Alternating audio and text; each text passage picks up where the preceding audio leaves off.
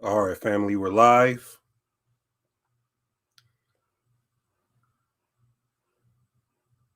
Let me know if y'all can hear me. Okay, I see that thing in the column. I need to raise that up. How do you raise that up? Let me try that. See if that makes it better. So y'all can't hear me? Okay, whoever Crystal F is, we playing no games. Okay, yeah, that's better. So it got that out the way. Got that out the way. All right, we back. All right, we back. Welcome, family. Peace and chaos. Shout out to the original Star Tribe. This is the new channel. I know we've been waiting for a minute. I know people have been waiting on the video for a minute, but we getting it popping. Finally, we're back. First of all, I want to thank everyone who's ever supported me over the years, that ever donated to the cause, and all of the new supporters who see value in the information and mission that I'm on to critically analyze every aspect of this realm. Man, we come a long way from doing conference calls. Some of y'all remember that when it was like a three-way conference call with just two people, three people on a call with the janky agent. Some agent used to get on our phone calls and snore. Definitely government, because they weren't on the literal call. They was like tapping in through the phone company or something. Some of y'all remember that. So we have truly created a phenomenal community. Even after they deleted my first YouTube page, you guys continue to support me on Patreon, on Twitter, Instagram. You remember that? We got people in the audience remember that. So people from all over the world, lives have been changed under the outlook of spirituality and soul physics that we provided. So I couldn't do any of this without support. Without your support, so that the channel was going to grow, and for it to maintain and even improve, it's important to support the efforts so we can continue to emphasize the point. I didn't do no music today. Usually we start off with music. I wanted to make sure that I do a test in the first video. This is more of a test video, and then we'll probably do how we usually do. By the way, sometimes it gets janky on iCloud photos here. For some reason, it resets every, I don't know, 30 minutes, 20 minutes or something. So if it does, sometimes it doesn't reset. So if it does, just bear with me. I'm going to reset it. I've been asking people what's something else I could use. Everybody was talking about, prototypical Microsoft Word, whatever they call it. I can't remember what it's called, but the main thing is that the channel will grow and improve as you continue to support the efforts. So we will continue to emphasize that point. So anything is good if you contribute, so we can continue and grow the platform. Oh, I got some people coming in. Hold on, bear with me. Y'all make sure y'all mute y'all mics when y'all come in. All right, so Arimpoya Oshulu, that is a part of our NAGAPATHU system. You'll learn that terminology as we go. And shout out to the Nagas and Fangs. You'll learn that terminology as we go. If you're new, all of the Nagas and Fangs, you are the foundation of this platform. I appreciate you, and nothing is possible without you. Understand that. But we about to get into it. I know everybody's like, come on. Yeah, I need administrators. Whoever's in here, you're about to be moderators. You're about to be moderators. About to start making a couple of moderators in here because you made it. Some of y'all names I'm familiar with.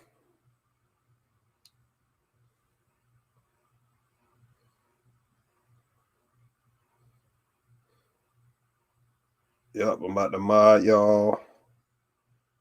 Some of y'all don't know who y'all is now. I don't know who y'all is. You know, mod up everybody. Shout out to Johnny coming all the way from Scotland. Thank you. Thank you. I see you, brother. I'm modding you up right now.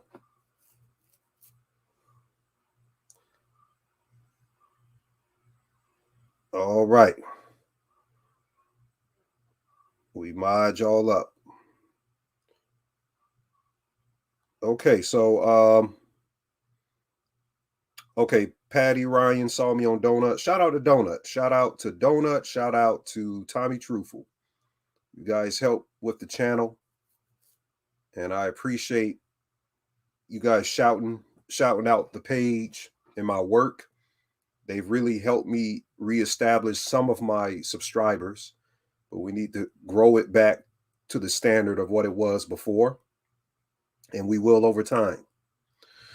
All right, today, people are tired of me talking. A lot of newcomers are going to get a rude awakening. You're going to get a rude awakening on this channel. So you all know what it's about, you know, those of you who's been here. But today we got to go into the rituals. It's April 3rd, by the way. And this is a very special day for a ritual. And they know it. That's why they lined the dates up. There's a reason for this Trump arrest. We got to get deep into this Trump stuff. I know the picture doesn't detail that we'll be talking about Trump because we got to get into some real physics towards the end of the video. But in the Nicene historical records, we're saying from their historical records, not our indigenous historical records, Jesus Christ was crucified by the Romans on April 3rd. We're going to show you that. It's connected to the reason why this thing is happening with Trump. Shout out, family. Shout out to you, Lil Beneficial. I'm going to mod you up. About to mod you up. Shout out to Germany. So one thing you will learn on this channel, if you're new, you will learn Christology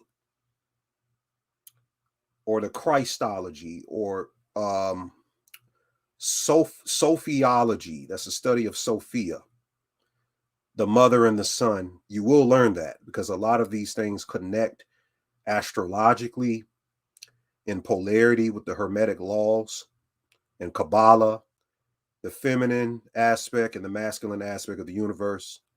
It all connects all the way down into religion and spirituality. So the Christ, or what's called in his ancient word, the Christ, is one of the most ancient studies of spirituality. And it is bigger than one man or one religion. Did somebody just say something?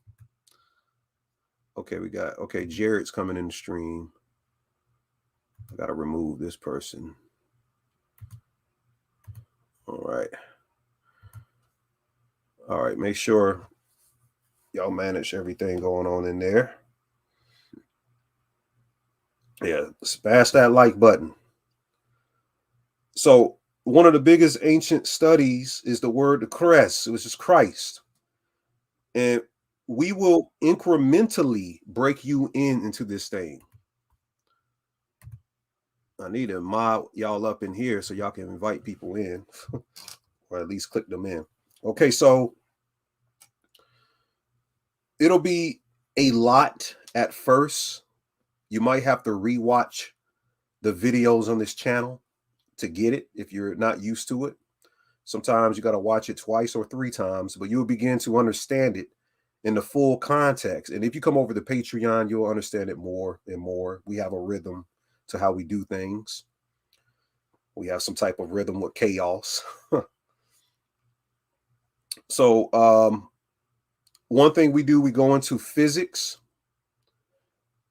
outside of the world stage rituals that's ensnaring the attention of the masses, and how we prototypically do these videos. Before I break down today's Trump Christ allegorical ritual, you have to know this word hyperlucidity.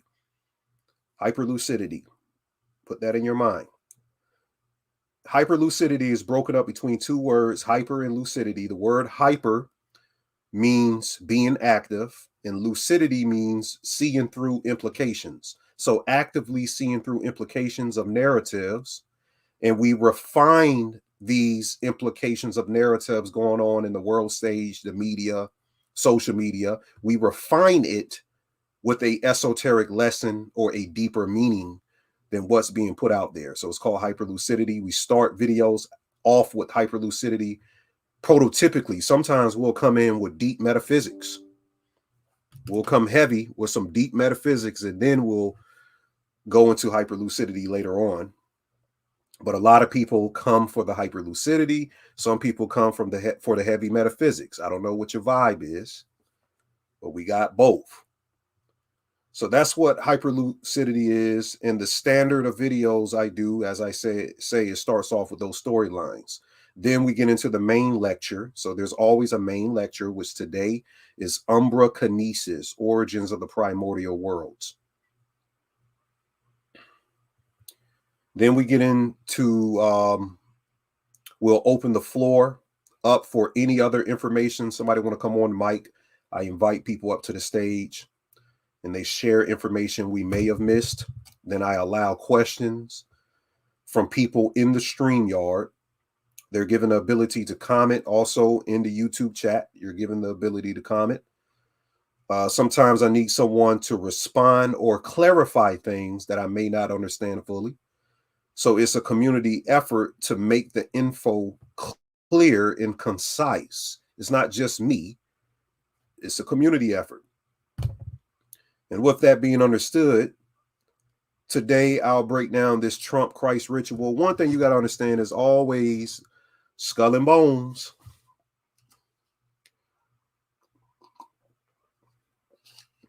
Skull and bones. The year 2023. You will understand numerology, onomatology, the study of words. Onomatology is huge. Onomatology is huge because it's coded in letters. Even we're going to show you biblically that it's coded in letters as well. Letters are numbers. Numbers come from the word nim, which is a sacred Kemetic Egyptian word pertaining to portals. When you look into that word, nim, pertaining to portals. So letters break down to numbers. Numbers break down to facets of portals. Opens you up to a landscape of other realities to look at metaphysical, allegorical connections that these people have been running since the ancient world. Somebody just hijacked the artificial intelligence and started to program it for lower level type of conspiring. That's all that happened. You'll learn quickly that the demiurge can be hacked. Do y'all got the stream entrance? The old channel was deleted for some reason. I don't know. I have a lot of theories. I'm not going to speak on it, but it was shut down and deleted by them boys, the YouTube people, the government. Yep. Yes, we're master students at first, and master teachers make master students and produce other master teachers. So what's going on? We going to Jupiter. That's my brother right there. Let me mod you up as well. Need my mods, because as we grow, I'm gonna need people to look out, make sure they're managing stuff. All right, so there's things going on with this Trump Christ ritual and the connections to Q, which I got to be careful what I say, because a lot of those Q heads will start to report my page and stuff like that for no reason. They're not going to be able to do it this time. But so we got to look into how this Q thing and Trump connects to a Moorish template of the Plus Ultra Society. There's a new movie out called The Ritual Killer that I gave as homework on Patreon for all of you to watch. So now the people, the subscribers on YouTube, you guys check out The Ritual Killer. We'll talk a little bit about it. And then we're going to look at the templates in Trump's Mar-a-Lago, because it's very metaphysical. So one thing you'll notice, Trump is getting indicted or arrested today, and the numbers connect. The day of the year that they announced his arrest was March 30th, the 89th the 89th day of the year, where Donald Trump is indicted, equals 89 in gematria. The district attorney name is Alvin Bragg, and it's about hush money for Stormy Daniels, you know, a porn star. And we know the connection to this word storm in QAnon, the calm before the storm.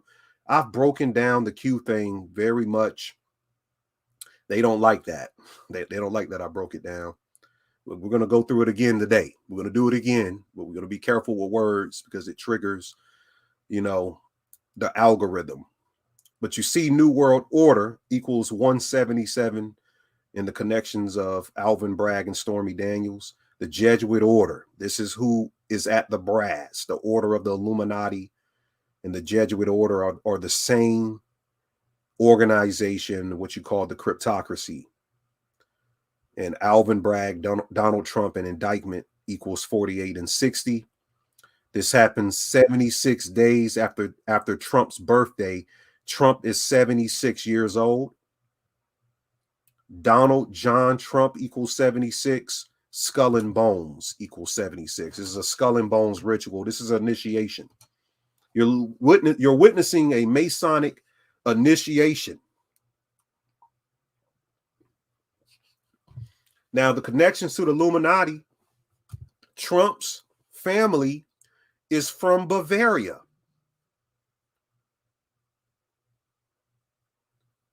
Do y'all understand that? Adam Weishaupt established the new German order of the Illuminati, which Skull and Bones comes out of in Yale.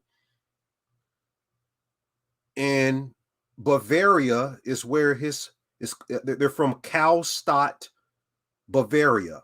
Frederick Christ Trump. And his mother is Mary Trump. Get it? Christ and Mary. This is some connections I'm going to show you, because I think there's some cloning going on. I'm going to go into that information a little bit. I think there's some cloning going on. And I'm one of the biggest people on YouTube or the internet that can break this cloning thing down.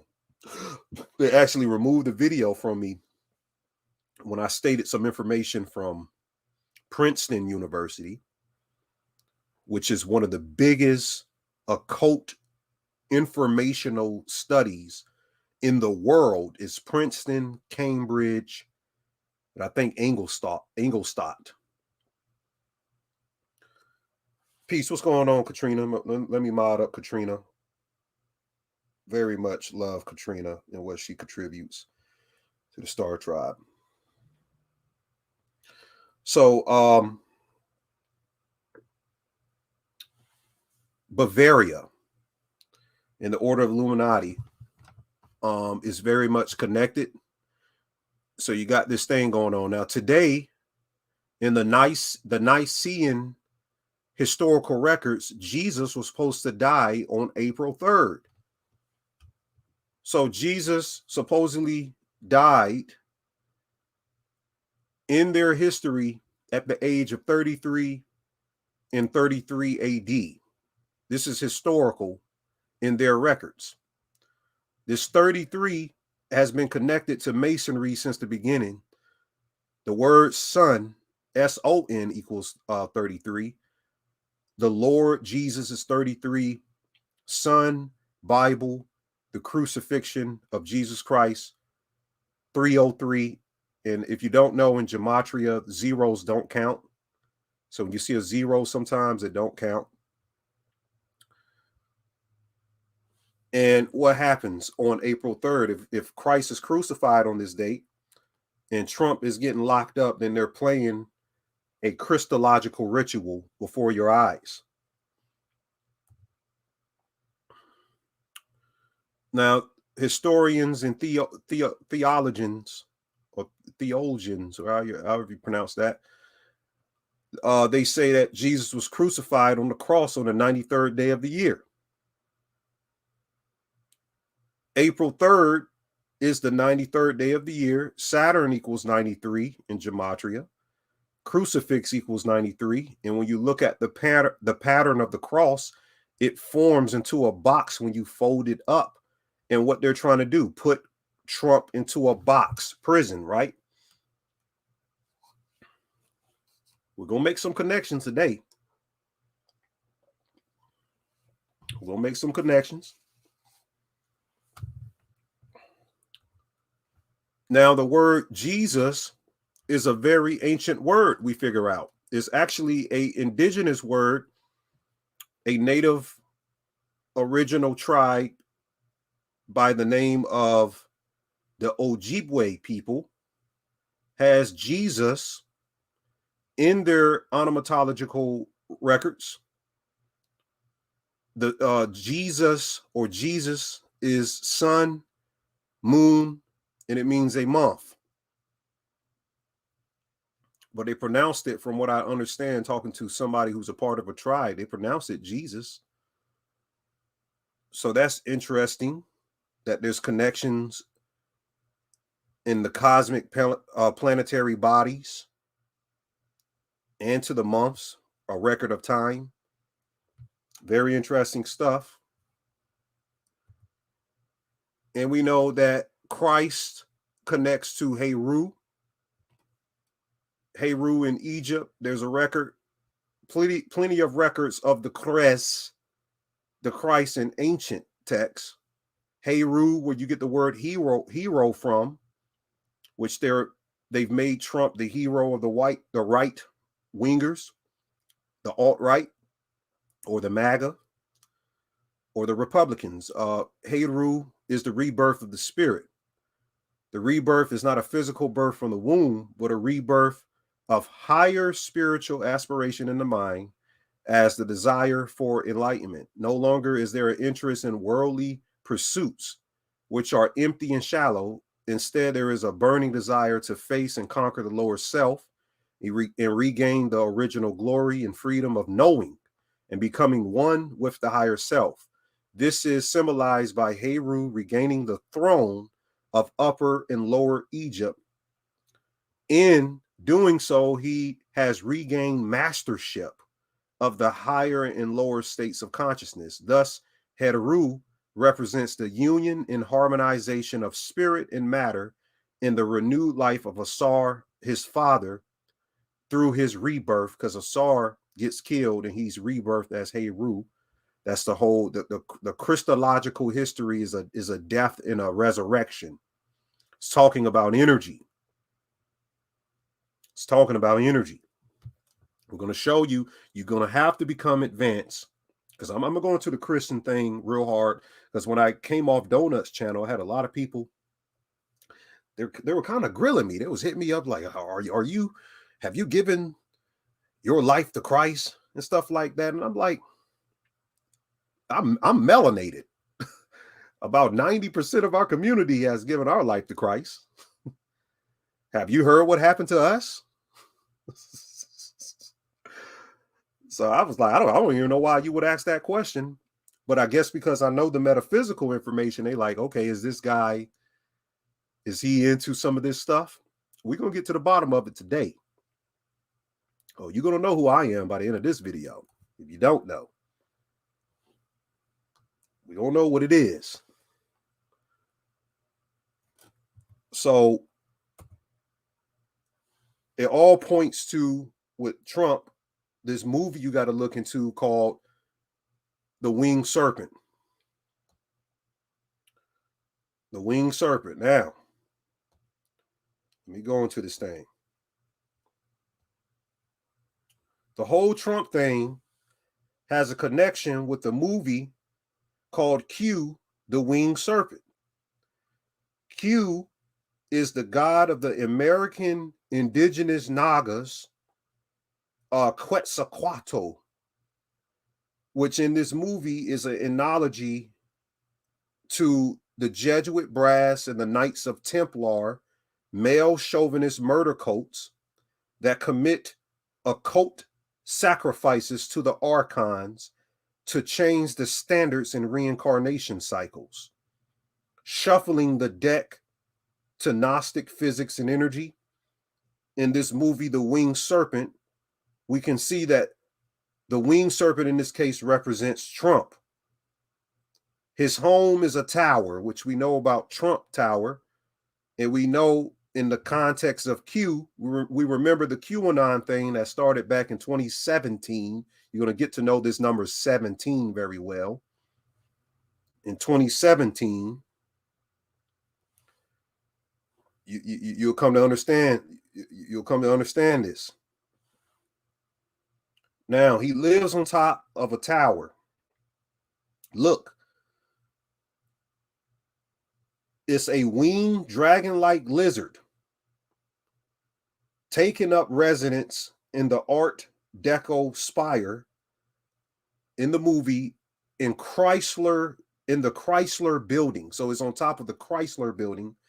The Chrysler building is really talking about the Christ, because essentially the serpent is representative of Satan. Yes, it is. But you got to understand the metaphysical context, and you're going to have to leave morality in another frame of thought. I'm not telling you to put away the morality, but for you to grow into your understanding of this thing, you can't look at it just from a moral point of view. You have to look at everything of how it's cultivated in. And then you go to a new level of understanding why they're doing what they're doing. And then you'll start to join the community, be like, you know what, I see this stuff. I see it now. I see what you guys been saying, or what y'all been saying. And you'll grow and start to see this stuff on a regular.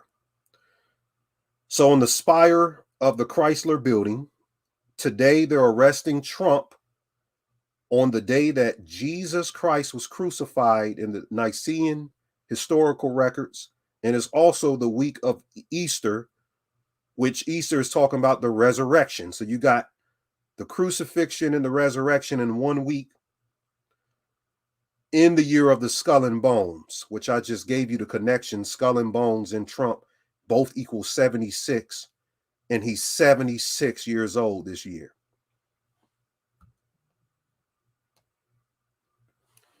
Most Trump supporters are God-fearing Christians. I'll get into that later. I'll get into that. But look, this lizard or this winged serpent only attacks in the midday sun to devour various helpless New Yorkers on rooftops, which is the resulting of a bloody mess confounds of detectives, both Shepard and Powell. So you got this detective named Shepard. You get it? Christ is called the Shepherd. And it lives on top of the the Chrysler building. And these two detectives are occupied with the case involving a series of bizarre ritual murders linked to a secret Neo-Aztec cult. That's the QAnon connection. The main character in the film is called Quinn. There's another Q connection. Who stumbles upon the creature's lair and discovers its nest. He then decides to extort the city for an enormous amount of money in exchange for directions to the creature's nest, which houses a colossal egg. What is the connection with that? Trump's arrest comes on the egg moon. We got you. And shout out to Donut. He put the video out. I think it's called King 33 Moon Ritual, something like that. But his latest video, you can look it up on the Donut Factory, DOEMUT. Hold on, let me let somebody in. Okay, y'all got to come in here connected. I can't let y'all in. Y'all got some janky phones trying to come up in here. But the egg moon is a traditional name for a full moon occurring in April.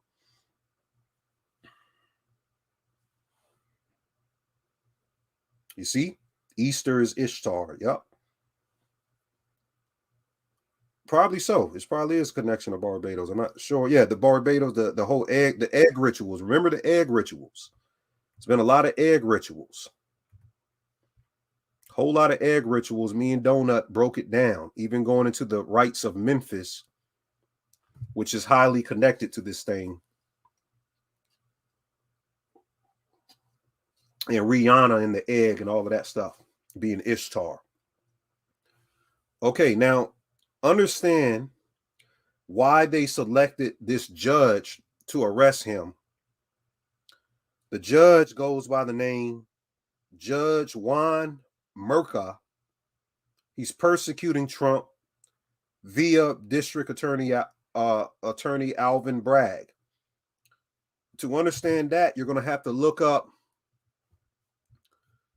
the 1946 movie called The Flying Serpent.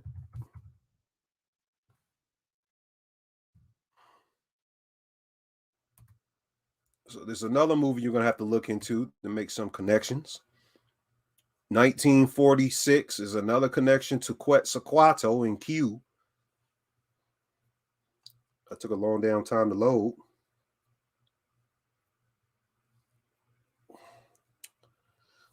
So the connections is this is what is called cinemamancy. Movies are artificial dreams being programmed into the people's imagination and subconscious so they can create a physical reality from the inside out and project it from people without even knowing that they're being fed message units of info under a form of mesmerism and hypnotism on a regular basis. I see y'all arguing in the chat right now over the word you. You're in the artificial dream if you're feeding into that. You said, I saw him on Aboriginal Power with some other hostile dude. He's shine. I'm not sure what that means. I don't know what y'all talking about. So Quetzalcoatl comes to kill in a town called Juan. Remember, the judge in Trump's case name is Juan. You see what I'm saying? So you connect both movies and you have something there.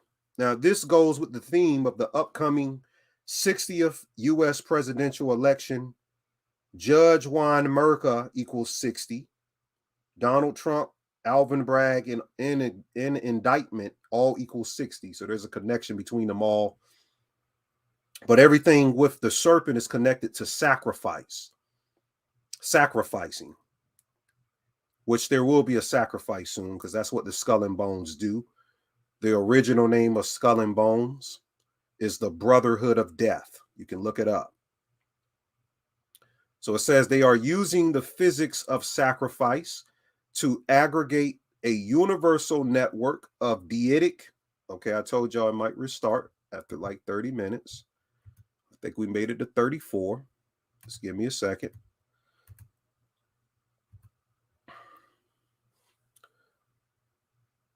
So the physics of sacrifice has something to do with how they utilize these systems of occult power, and how they put the whole world under this mind control apparatus of the demiurge. Is some occult things that they're doing. So let me read this again. They are using the physics of sacrifice to aggregate a universal network of deitic atoms to project from a divine or the divine rays of astral light to impact the material world as a ripple effect at the point of the killing. That's a lot to be said in one sentence to understand. That's some real high physics to understand why they do it. Oh, okay. Shout out to you. I don't remember being on the Aboriginal Power. That must be in the 101 podcast, I think. But shout out to you. So another thing you need to look up the movie. It's a Batman movie called Hush. Remember, this is hush money. And Trump always plays the Joker. What they call him, Agent Orange. So look up Hush. Notice this is the 35th overall film of Batman in the DC universe. Thursday, the announcement of the arrest equals 35. Skull and Bones equals 149 in the English ordinal cipher. And 149 is the 35th prime. So you have the 35th overall film. He announced the arrest would come on Thursday, and Skull and Bones is the 149 35th prime. So it goes with Trump's Thursday indictment.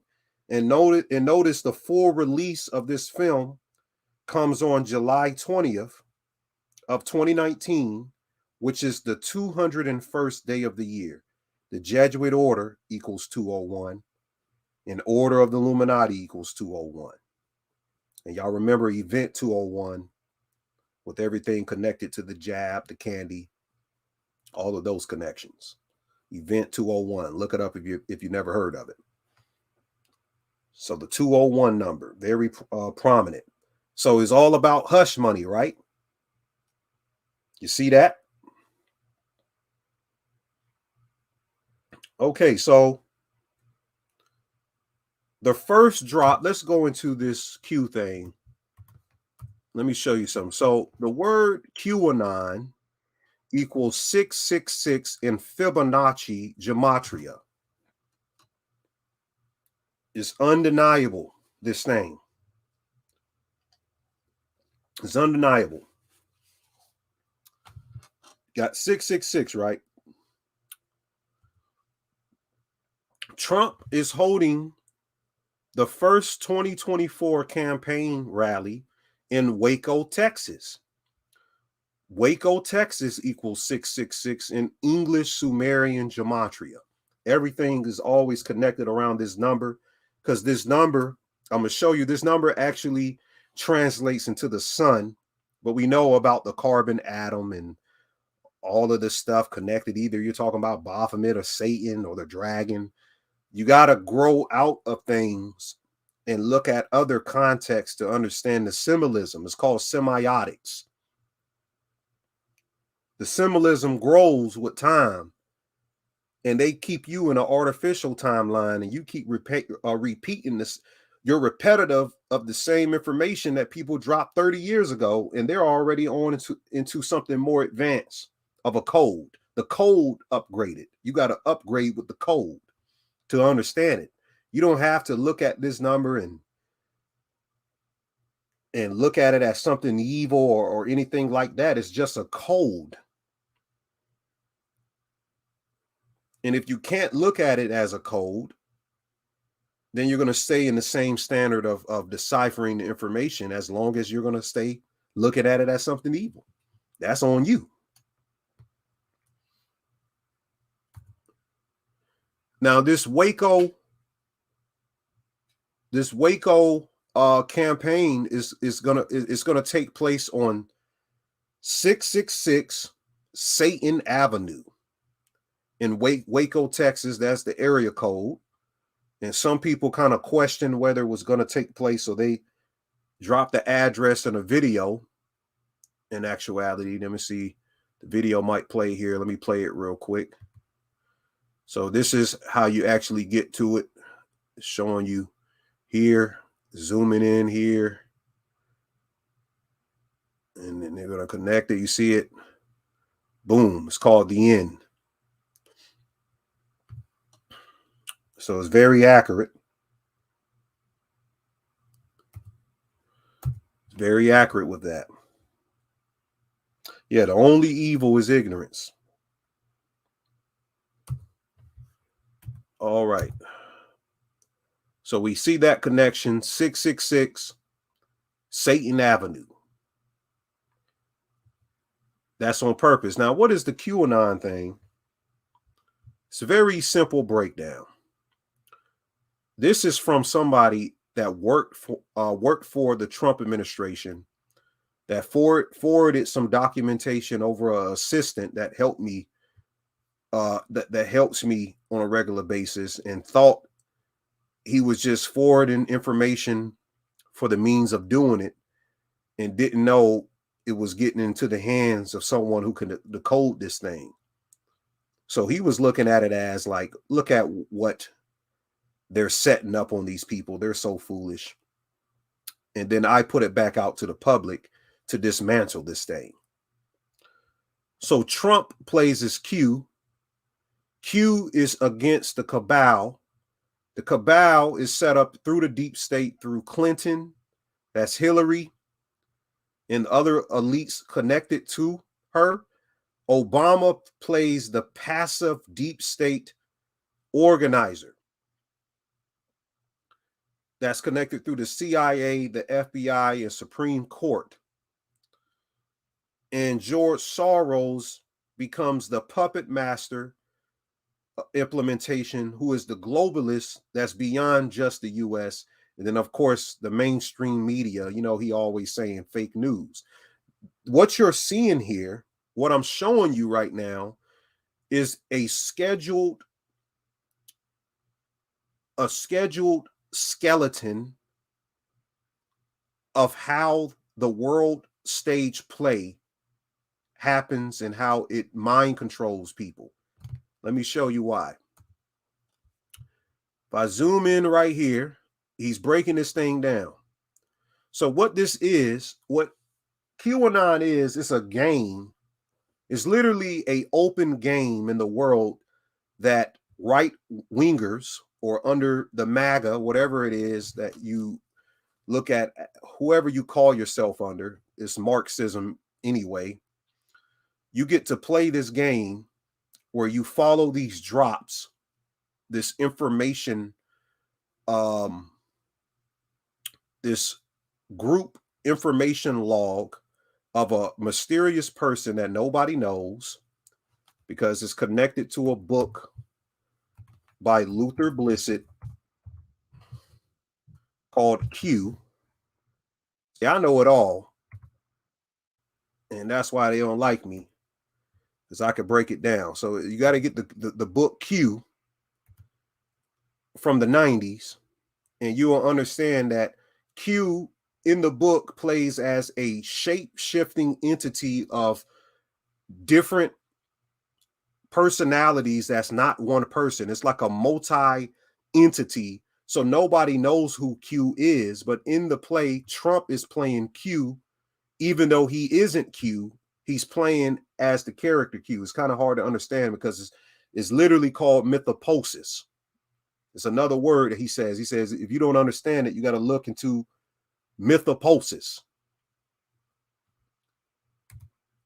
And you can look at this thing and tell it's something occult connected to this. And a lot of people came to the light and noticed that the Q thing was false, and they got off that wave. So shout out if you were up on that and you got up out of that. Shout out to you that you saw something kind of weird, because sometimes you need to see. So it says Q claims to work for Donald Trump. In that case, it can be set apart from most conspiracy theorists, blah, blah, blah. Okay. The president is described as locked into battle with what Q calls the cabal. The cabal is an alliance of several actors, also qualified by Trump as the swamp. The real powers that control the U.S. and the world. It explicitly inscribes its actions in Trump's plan to drain the swamp. The members join Trump's battle as patriots. You've been hearing this word a lot. Self-qualifying as we the people. You hear about the Jan Sixers. They're resurging that again. But he's going to break it down. He's going to go deep into this thing. And literally, he's going to tell you that they're all connected to the same cabal. It's just a bunch of acting, whether people know it or not. So it's like an open game where you can join in and play. And that's what people did when they went into the January 6th thing. They were participating in the game. You were in the game. So it's nothing but a game. It's fake. But I always tell people, when they think it's, somebody came to my post and said, well, this stuff was fake. Y'all know the Nashville, Tennessee shooting. They were calling it fake.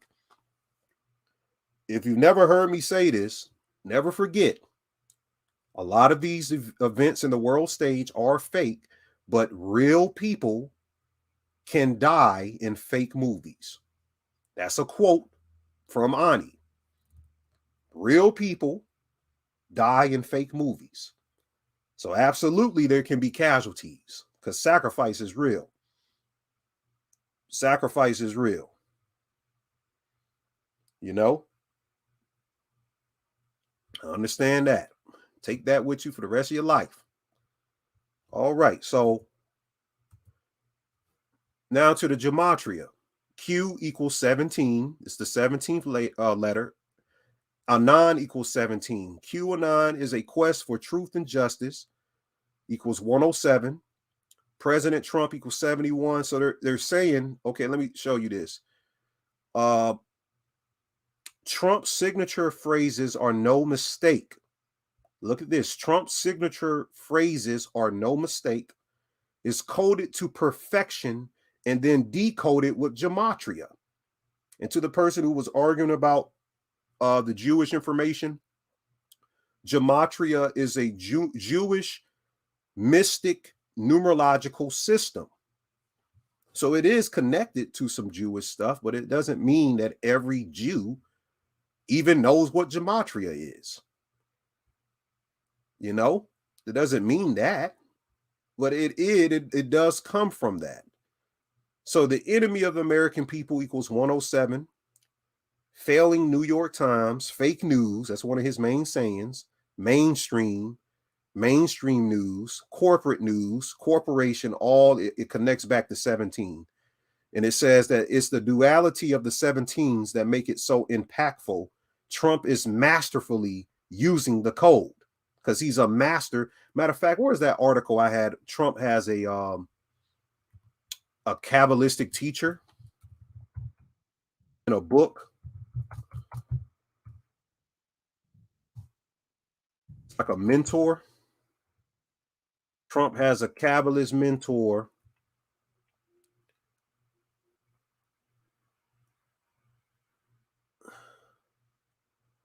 Where is that? Yep, Trump and his Kabbalah teacher.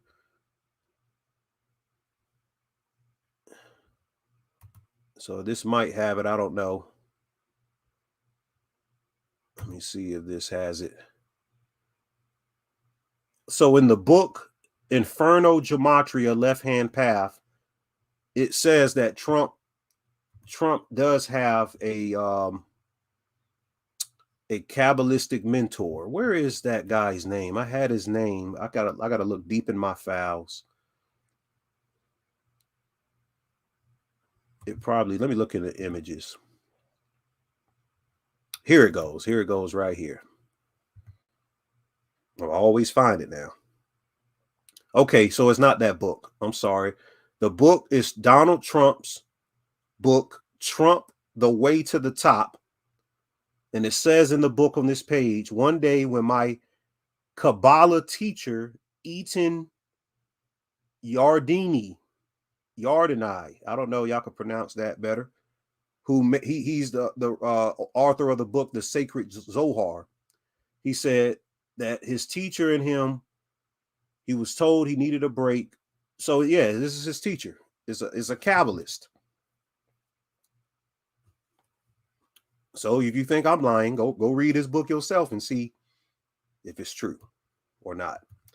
So it's all gematria, all Kabbalistic. We'll teach you what the Kabbalah is on this channel if you're not familiar with it.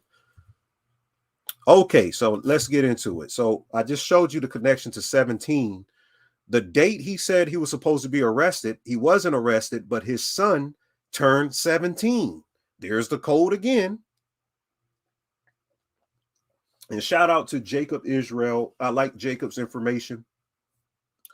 He makes some connections that some people overlook. And I know he's very big into Christianity. I don't know. I think he's into a Jewish faith. I'm sorry. But, you know, I look at it as information. If you have good information, I don't care what you're in, unless it's, you know, something crazy, like some pedophilic stuff or something like that. But you got good information, I'm going to follow you. So shout out to him, and y'all should follow his information. He has good stuff, and he made the connection. His son is 17. Trump is 76. Let me tell you what that is in the code. The first drop of Q came 1776 days before the death of Queen Elizabeth. This Q thing is very occult. I've broken it down. And it is it's angered the Trump hive every time I do videos on this. So, but I know the parameters now on how to navigate around that subject matter. So we'll deal with this quickly and move on. So the right-wing MAGAs have a state-sponsored strategy called the 1776 report. You can read it, the 1776 report. And it's connected to Martin Luther King's vision of America and what social justice meant for his own people. But what they did was they thought what MLK's vision was countered the plan of the original founders of the United States of America. And I'm going to show you in the Constitution where there's two countries here in America. I'm going to show you in the preamble. Matter of fact, let's pull up the preamble real quick, because on this channel, we're going to go into the metaphysics of law. I'm going to teach you how to go in a courtroom and how to discard your straw man and how to be present as yourself. Myself, Lord and Master. Let me look at preamble. I'm going to teach you how to do that. We probably have to put that on Patreon, because that information will get you removed quickly. Because when people start using it, they're like, where the hell are they getting this info? Okay, let me get a better one. Look at this. And this is Moore's science I'm showing you. I'm going to go into the Moore's stuff and show you Trump connection to it. Trump knows this information. Trump knows this information. Trust me.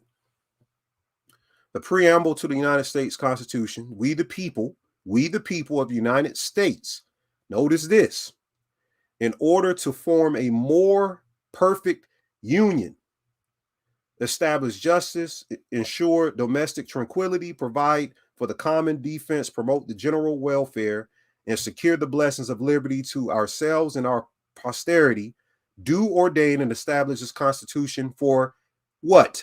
The United States of America. Now, you can see that there is the United States up here, and there is a United States of America. It's two different things. And this is a big secret that people will never understand And really, some of them shouldn't understand it, because some people will take advantage of this and do some very evil, malefic things. But I'm going to show you and prove to you in law, we're going to go through the law books, that the United States and the United States of America are two different things. If you don't believe it, we'll have enough information and you'll do whatever due diligence on your end to research it, to verify it. So I'm going to leave it at that. And let's get back to the info. So the 1776 report, Trump understands more science, because everything in this country is connected to the trust laws. Before I move on, let me say this one thing. The preamble of the Constitution is a trust, and the Constitution itself is a will. Of who? We'll have to explain that to you. So we're dealing with trust laws, and Trump puts everything into a trust. That's why he don't pay taxes. He discharges his taxes. I'm going to show you that. I'm going to show you all of this. Okay, so this 1776 report, they thought that MLK's vision of this country countered the plan of the original founders, and it became atrocious in the eyes to Christian nationalism. And I know what they're connecting with this. This is in the article. You have to read it in the article for yourself. Barron Trump is the key. Barron Trump is the key. He turned 17 on the day that Trump said he was going to be arrested. Trump is 76 this year. And the connections to MLK. MLK is an acronym for Moloch. Let me see if I can pull that up.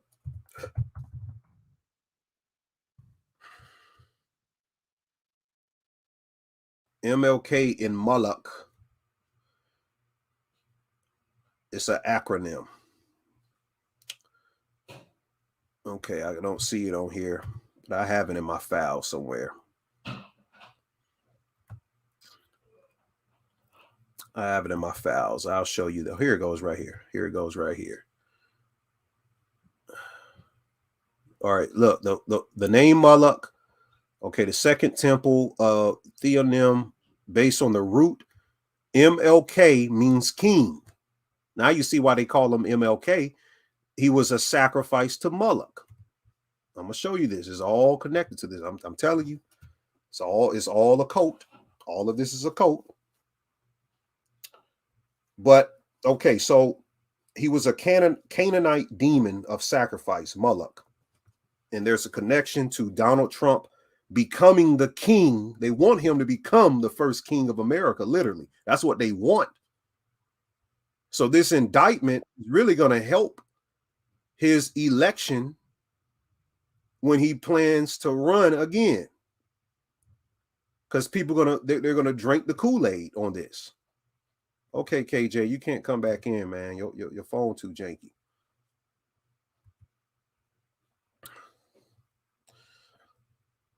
So Barron Trump is the key. There is a statue of Apollyon, the angel of the pit, in the background in his house here. And he's sitting here with Barron. That I don't like how that looks right here, but I'm not gonna say nothing. I don't like how that looks. All right, I'm gonna have to ban Buddy. Where is he at? Okay, now you in there. Okay, KJ. All right, I'm gonna let you in. You about to get banned. I'm sorry, I don't know how to work StreamYard. Okay, cool. Well, you in here. I'm like, God dang, y'all stopping my video. All I hear is boop, boop, boop. You good, man. You good. You in here. All right. Okay, no, I already got off that. Okay, so yeah, I don't like how that looks.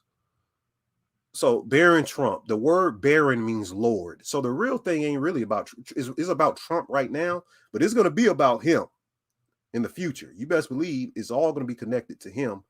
It's a occult machine that they're running right now, because there's a book that came out, and I don't know how this boy grew to be 6'7". Somebody looked it up last night in the Twitter Spaces. Trump's ancestors' height and Melania's ancestors' height. Nobody is 6'7".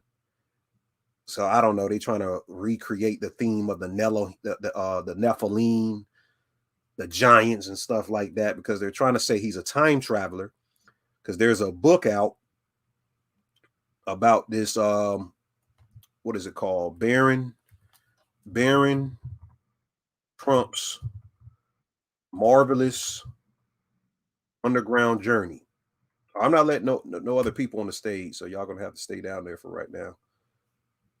So it's like an early 1900 book, Baron Trump's Marvelous Underground Journey. And they say that this is possibly him. So it goes into the time travel information. I'm going to get into that in a minute. You said if Baron becomes president, it will remind you of the movie The Omen. That's interesting. But you better keep your eyes on him. Keep your eyes on him. Now, tomorrow will be April 4th. Not only was Martin Luther King Jr. assassinated on April 4th, 1968, which is the 95th of the year, the 95th day of the year, but he was also assassinated on the anniversary of Martin Luther, not Martin Luther King, Martin Luther, the person who wrote the 95 Theses. And Martin Luther was ordained as a priest the same day Martin Luther King Jr. was assassinated, which will be tomorrow. Who is the main enemy of the Jesuit order is Martin Luther, because he wrote a 95 Theses talking about how the Catholic Church were doing some nefarious things with political aims and all types of stuff. So he became the enemy. And they made this guy named Michael Luther King, which is Martin Luther King's original name. They came and stepped to him and made him change his name to Martin Luther King. A lot of people don't know Martin Luther King's real name isn't Martin, because it fits the gematria to make a more perfect the sacrifice. So the Christian nationalism, because the assassination was on the 461st anniversary of Martin Luther. That's the 89th prime number, in religion equals 89. And Christian nationalism is a allocation of concealment and randomized experimentation. And there's an occult theme to everything the Jesuits do. And on this channel, you will learn a lot about Christology, the Christ, the Christ. You're going to learn a lot about it. So go on. So also Trump started the Space Force thing. And he really prides himself over that. His last interview, he was like, I'm the only president that created the Space Force. And I don't even know how to sound like him. So NASA, if you add up all of the letters of NASA, which somebody diligently did here, you will see when you get to it, it equals 666. And NASA in Hebrew, you'll see right here, means to deceive. NASA means to deceive in Hebrew. And they say that this thing right here represents the T, represents Satan, if you spell it backwards. So who knows?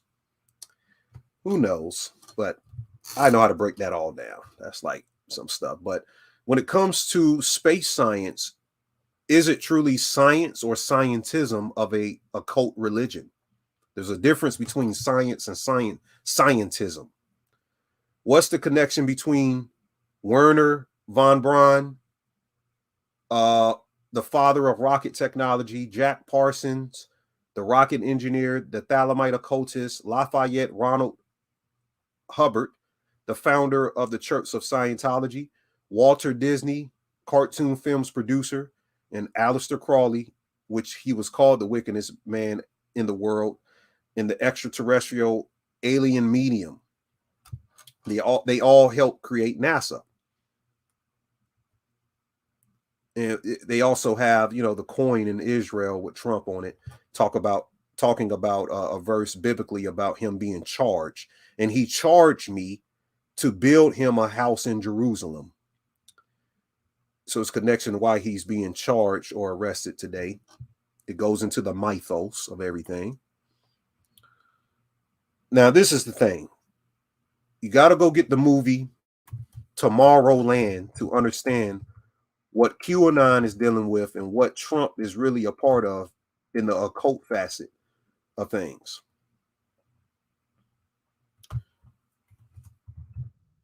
There's a movie called Tomorrowland. And in the movie, let me break this down for you. Because for you to be a part of Plus Ultra, you got to have this thing that looks like the Trump symbol with the T on it. And it's no coincidence of that. It's no coincidence. QAnon. What's going on, DD? I need to talk to you. Let me mod you up as well.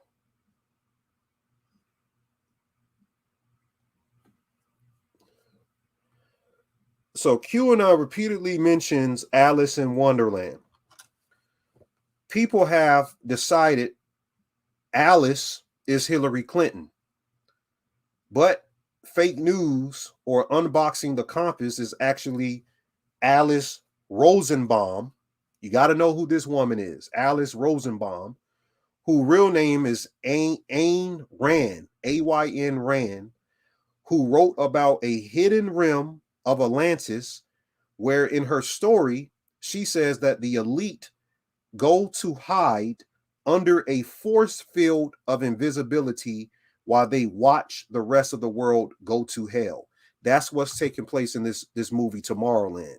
When you put the pendant on, you disappear and you go into this hyperdimensional reality, which is connected to what we call the hyper kingdoms. And we think that there is another world going on here that nobody knows about, and Trump's Plus Ultra society is the reason why they're trying to make him king in America.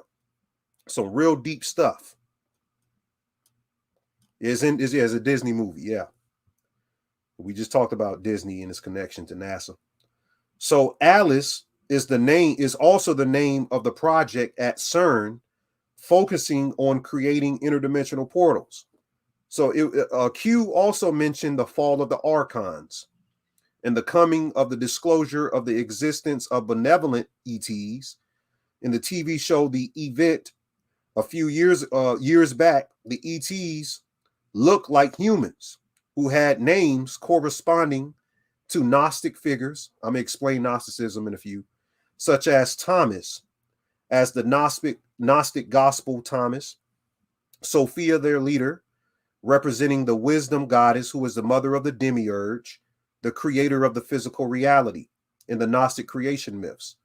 And at the end of the show, it was revealed that the ETs were from a planet in another solar system where the sun had grown too large and was threatening to destroy all life there.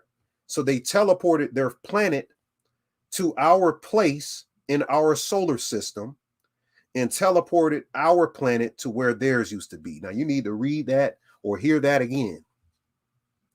And I will be putting this all up on an article I'm putting on Patreon so you can have the information for good. You can have that.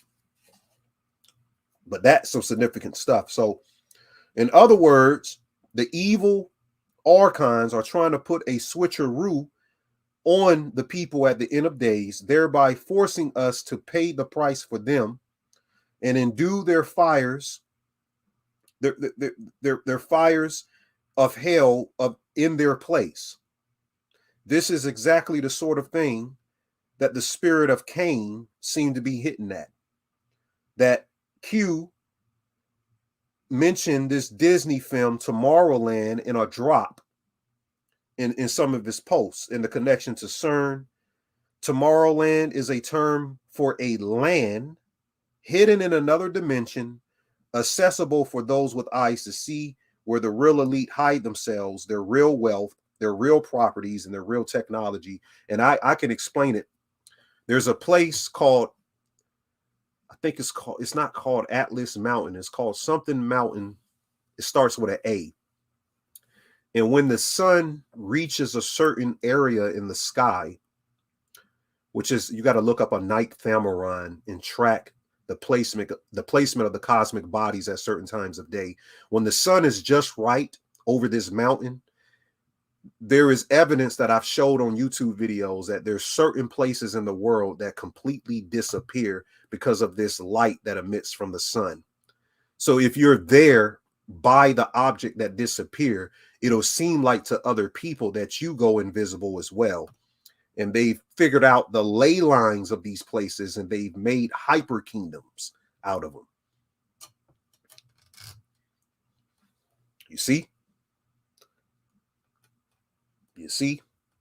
So the sun itself, we know that there's some things going on with a fake sun out here, but it's been increasingly brighter and bigger for the last few years, ever since the literature in the occult spheres of consciousness on the alchemical death and the rebirth of the sun through black magic.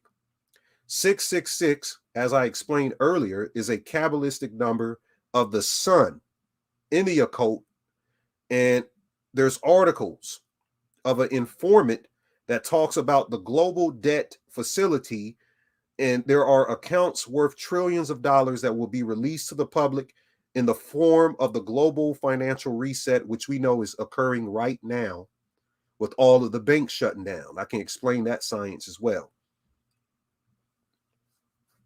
So there's three things going on: the sleeping god and goddess, the return of the king, and the rise of the fallen kingdom.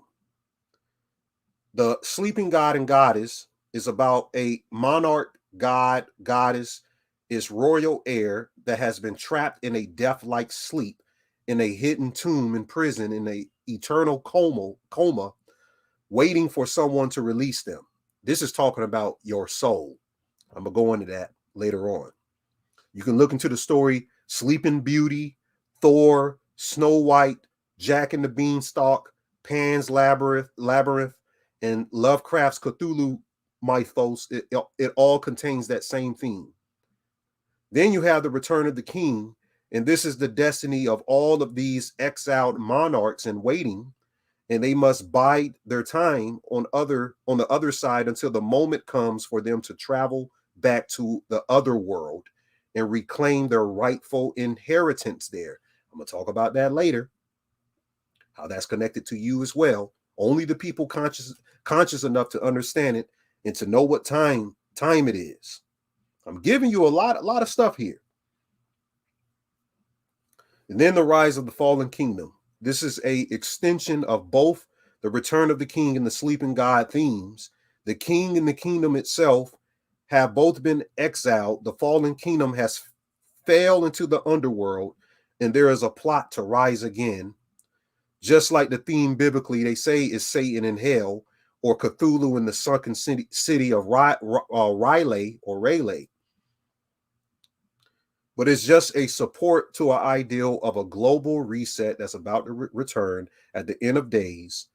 And the real target is a drama that isn't even about the deep state, is about biblical codes of God's people into tribulation, the saints of the church being represented as the Sun Lady in Revelation 12, some who are prophesied to be martyred by the beast in the harlot Babylon, while others are quite literally snatched and raptured out of this world before the new aeon begins, like a snare or a trap for those not watching. And I got more to that, but we're pressed for time. I'm going to have to move on. I'm going to have to move on from that. Okay, let me make sure that I got everything. So there's some stuff going on. There's people a part of Plus Ultra. I actually think and believe that there are actors and actresses, celebrities, sports star athletes that know about these places, and they have a whole other world in these hyper kingdoms while we're living in the matrix, literally. But you got to look into the symbolism on plus ultra, because in Trump's Mar-a-Lago, he has some Moorish connections. But let me explain this before I get to that. In the 1958 episode from the Western TV series Trackdown, so it's a TV series called Trackdown. Some of y'all, old enough to know about it.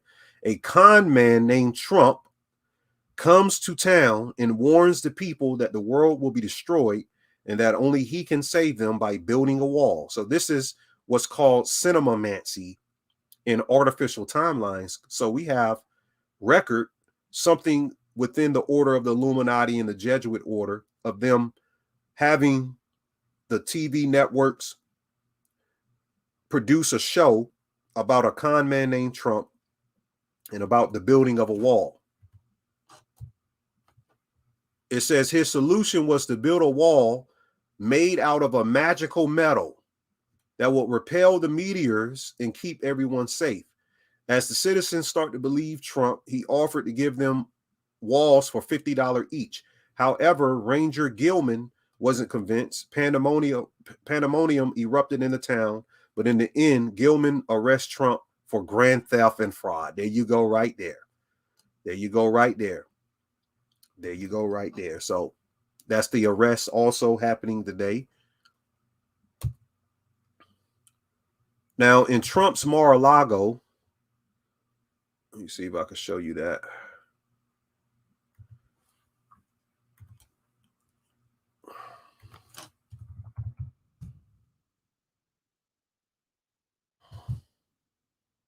There's something on the towels on the floor called plus ultra.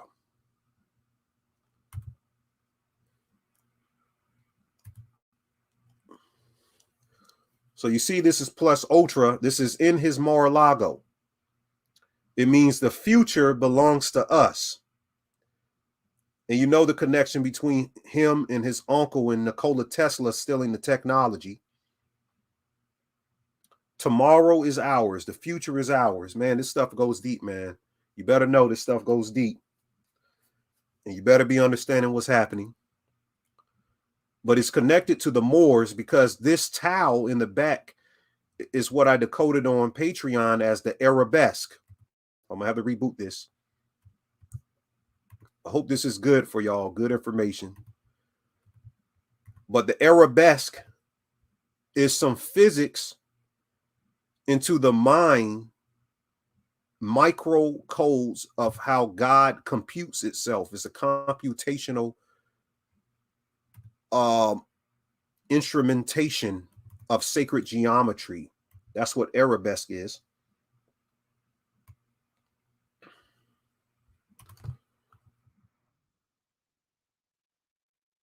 Okay. We back up in here.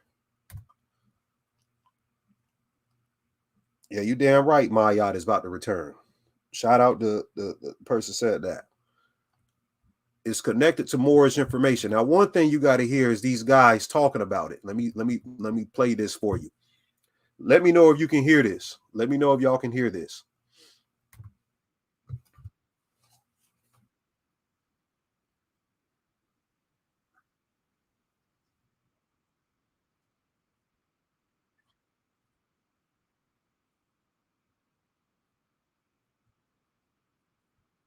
Y'all can't hear it?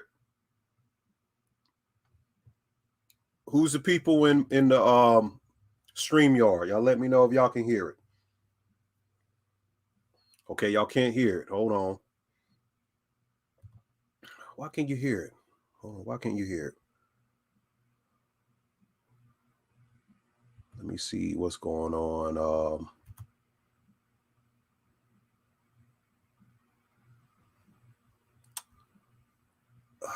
I don't know why you can't hear it. I don't know why you can't hear it.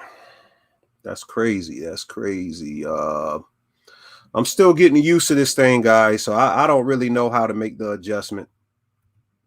If somebody knows, y'all can let me know, but I don't know how to make the adjustment. I thought you can play videos on here, but apparently I can't.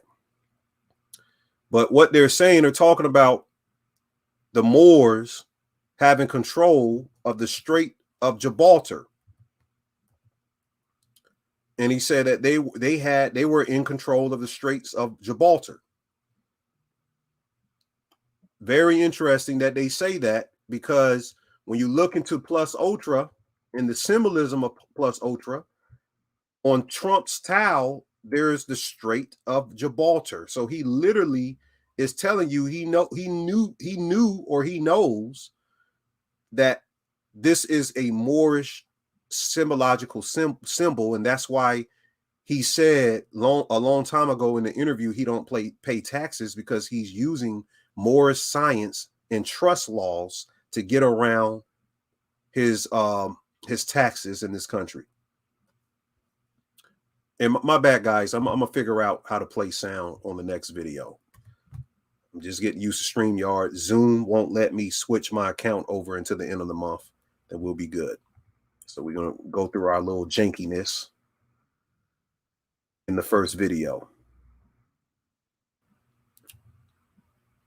And also the Moors knew that all of the places that's in the East it actually came from the West in the New World, and they transferred these names over to the East.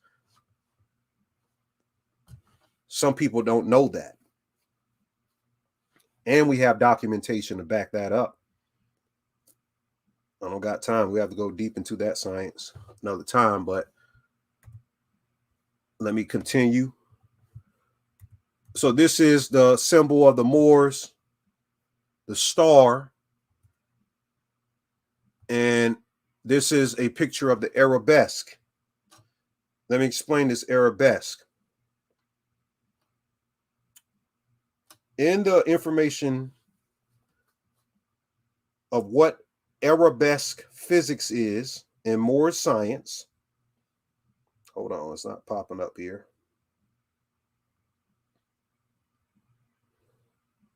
Okay, I found it. All right. There is a 12 base universal androgynous Merkaba field of the Christos, which is the Christ that comes from the mother, which can be analyzed in Christology as this pillar of light in all of our bodies, and can be interpreted as a existential panoptic embodiment stretching out to the very top of the universe and beyond it, and all the way through where time doesn't even exist anymore. It's an area that's called the primal sound field. And in this area of frequency, the Moors called this a arabesque because it makes this sacred geometric code a nesting field of the geometry of how God's mind is in networks within units of quanta, illustrating scalar waves in a family of dynamical systems. I just explained that.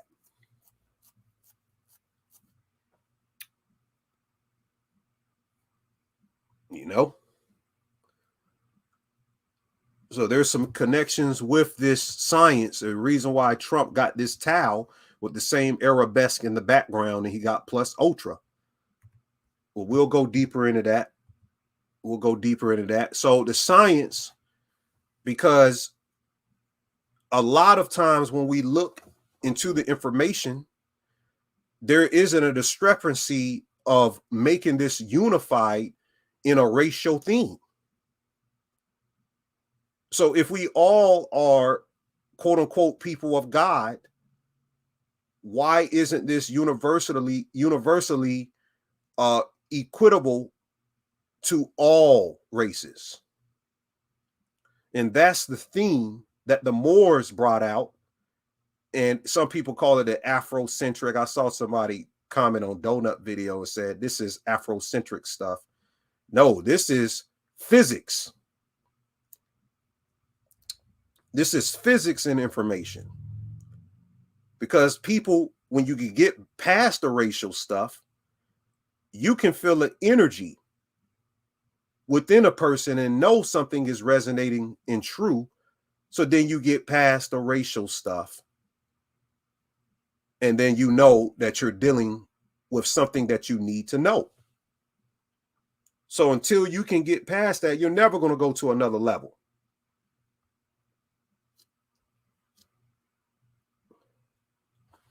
You see? Now, as far as what's happening with the Trump thing and the connections to most of that, matter of fact, I had another video I can't play here, but we know that people are wearing the skin of other people, like Joe Biden.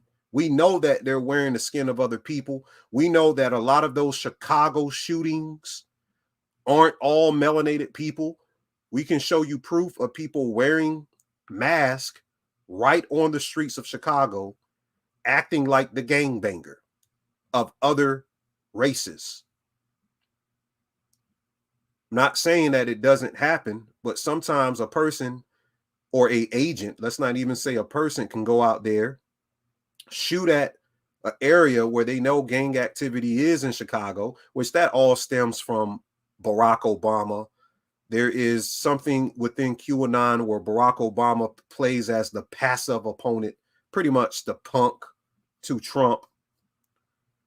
And Obama's from Chicago. Chicago did not become the murder capital until Obama came into office. You think that's weird?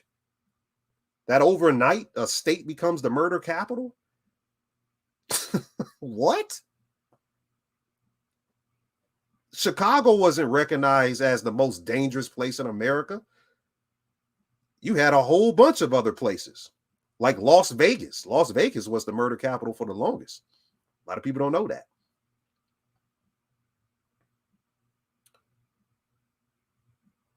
So people are wearing masks and impersonating people. And that is the real reptilian. Let me go back to this picture. That's the real reptilian. So don't come to me about no lizard people, because lizards shed skin, or reptilians. The reptilians is people dressing up as other people, which I've shown it over the 7 years I've been on this thing. I can go through so many clone pictures. We can do a 5-hour video on cloning. Literally. I mean, I don't got time to do that, but it can be done. It's a lot of information on it. We're going to get to the bottom of it. All right, let's get into we are into the portion of the lecture. We are into the portion of the lecture. So let me reset here. Reset here.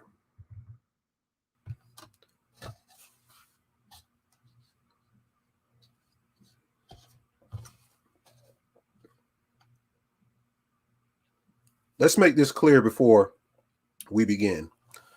A lot of new subscribers aren't my original subscribers from my previous YouTube. Today is an introduction into what we teach and inform as a basis of research to expand your horizons of gnosis. With that being said, you don't have to ask me in my inbox no more what religion I'm a part of, which it was kind of disrespectful, because I'm like, how you don't even ask about how my day is? You just came in my inbox and say, hey, what religion are you?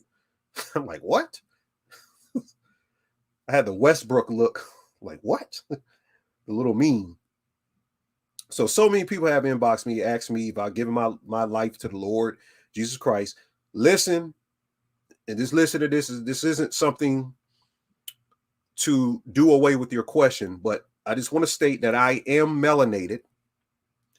And why I do state that is that we are mocked by how Christianized we've become. And we are only allies to other people if we somehow are connected to that faith system. But as soon as you are Islamic or believing in something else, you're instant enemies. Because conservative thought is strictly Christian. So I'm a Gnostic Christian. Let me explain. First of all, I got pictures of me baptized at 5 years old. I've been in the Bible my whole entire life. But I want you to understand this without fully misconstruing what this thing is about. Just because someone doesn't identify fully with what you identify as, it does not mean a person is not allowed growth in their spirituality over time. So the only reason I have a thirst for knowledge is because my mom would make me write 5-paragraph essays on a chapter out the Bible that she would give us. A lot of parents didn't do that. So you see, my growth in my imagination came from my Christianity. So that has to do away with that. Just get my book. You want to see my life, The Blueprint of Darkness, How to Eradicate Mind Tricks in a Mind Controlled Society on Amazon. And I explain it all. I used to have that cult attitude, blaming everything on Satanism and the devil, judging people because of their faith, until I was called by the monad for a higher purpose. And that don't have nothing to do with Buddhism, because then they were like, oh, you're a Buddhist? So before I get into the origins of Christianity, understand that everything you do with your religion, your beliefs, is what active practitioners in metaphysical systems do. For instance, let me show you something. Let Ani show you something. Those of you who were raised Catholic, you know about the rosary beads. The rosary beads is metaphysical. So look, people who pray, prayer is a sub-tier form of a spiritual exercise. In its root etymology, the word prayer means to petition to God. The ancients were experts with communicating with the inner voices that moves the subconscious plane. The church before the Roman Catholic papacy was the temple, which the temple of God to the pre-Christians was indeed the spiritual body inside of the physical body. What is spirituality? Spirituality is the efficient management of God energy, or energy outside, if that's too much, an energy outside of you that comes from a divine source. Efficiently managing that. I'm going to give you different definitions so you can get a different outlook of what this thing is. You say you was a Catholic. Okay, Lante. So the rosary beads are not Catholic in origin. The rosary beads belong to an Egyptian origin. Look it up if you need to. And these Egyptians were of the Indus Kushite origin. And their form for affirmations or prayer was utilized through a 90 to 108 bead counting system for prayers. So let me explain this science. So I'm going to show you how Christianity, because the hub of Christianity is Catholicism. The denomination got 1,000 denominations, but we know the hub, the Vatican, is the richest form of Christianity in the world. There's nothing richer than the Vatican or Catholicism, which controls the Jesuits. The Jesuits are nothing but Jews who converted over to Catholicism. You can Google it. Do whatever you want to do. Do whatever you want to do. So prayer was utilized through a 90 and 108 bead counting system. Let me show you how metaphysics can be applied through this channel without you taking it as something like Satanism or some demon stuff. I'm going to show you right now how this stuff is connected. Each time you pray or make an affirmation, what you would do is wrap one finger around a bead, starting at 1 and rotate it forward to one side.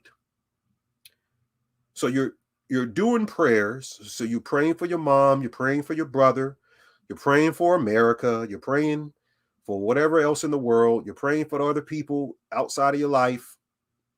Every time it's a different individual thing that you're praying or making affirmations towards, it needs to be a transaction mentally, and it needs to be repeated through a process daily. And what happens then? The rosaries are there to store up magnetism. That's right. There's a science to it. It's a spiritual science, gaining charge in a space that you do your prayers through so it can impact reality through a instrumentation of a symbol. So this is a mystery in Gnostic physics that got lost through ignorance and a political agenda to turn the hidden secrets of universal embeddability from the source of consciousness. The Roman Catholics stole it for their own. Then they shuffled the deck so that Satanism and witchcraft were charged in their rituals to replace the standard of knowledge that came before it. That's why knowing how language is used, which is onomatology, the study of words, distinctively clarifies what is the origins of evil and the satanic brass. I can get into the origins of evil. I don't got time to do it today, but maybe we'll do it if y'all request it. So I found the origins of Christianity in Gnosticism. A lot of Christians never heard of Gnosticism. And I didn't say agnostic because somebody thought I said that once in a Twitter space. Gnosticism is the esoteric version of Christianity. Because my pastor used to tell me that there were missing books in the Bible. So one Sunday they brought some of the missing books in the Bible, because that always interested me. Well, let me change the picture here. Missing books in the Bible and stuff like that. So that interested me because, shoot, I grew up, hardcore into that. So I'm like, okay, there's missing books. Let me read this, So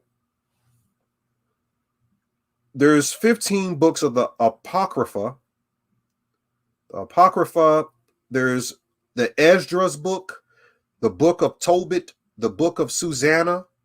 There's additions to Esther, the book of Judith, the wisdom of Solomon, the Ecclesiasticus, the book of Baruch, the epistle of Jeremiah, the prayer of Azariah, Baal and the dragon, prayer of Manasseh, 1 Maccabees in second, the book of Enoch, the apocalypse of Adam, and the gospel of Thomas. So these are just some of the books.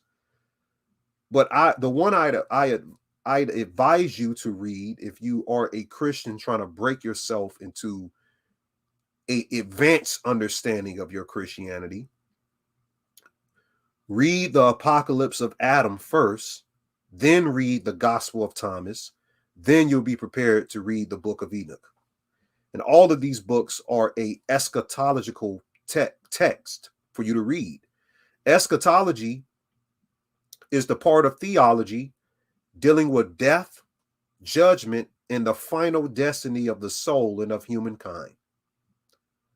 If you read literally, if you read the Bible or any of these texts literally, you are going to miss the metaphysical jewels that is teaching one on the soul in the new dimensions that will come out of these shells of existence that we call the physical 3D construct.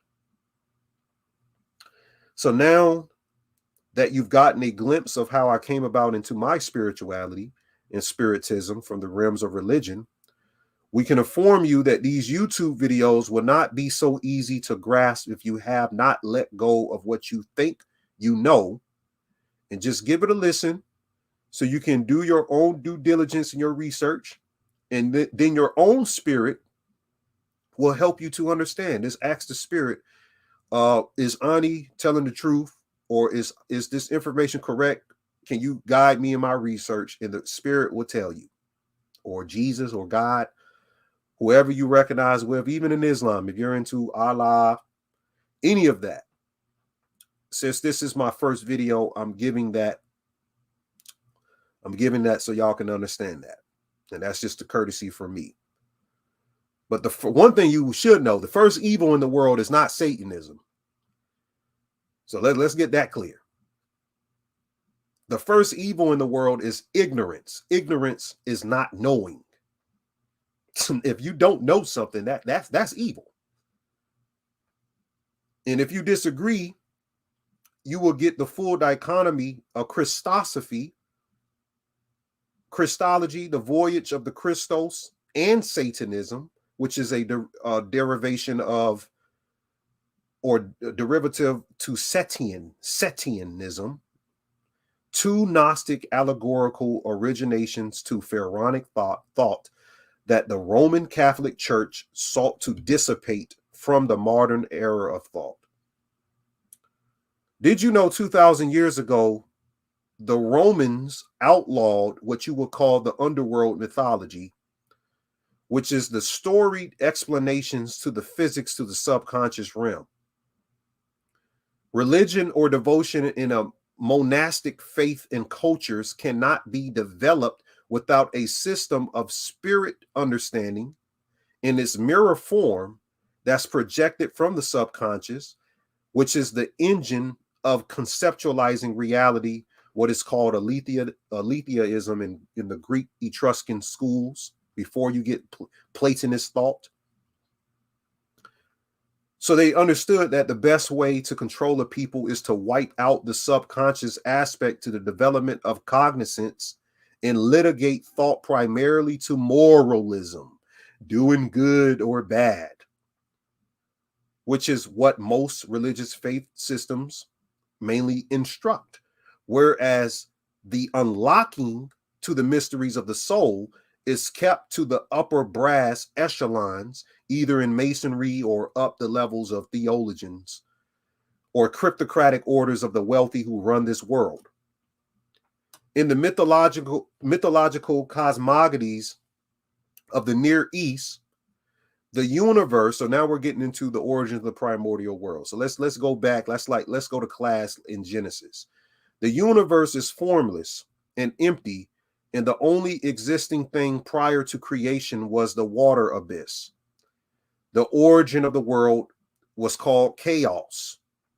In the Bible, they say that darkness was in the face of the deep. That's chaos, which is considered a divine primordial condition from which everything else appeared.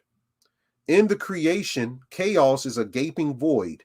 And those of you who come from the background of the Scandinavians, you're into the whole Viking thing, look up Gnungagap. Gnungagap is the same thing. In the beginning, the giant Ymir comes out of Gnungagap.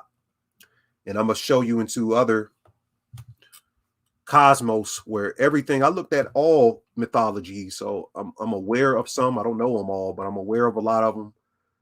And there's a lot of them begin the same. A lot of them begin the same. Okay, so chaos may mean infinite space or formless matter, which can be differentiated.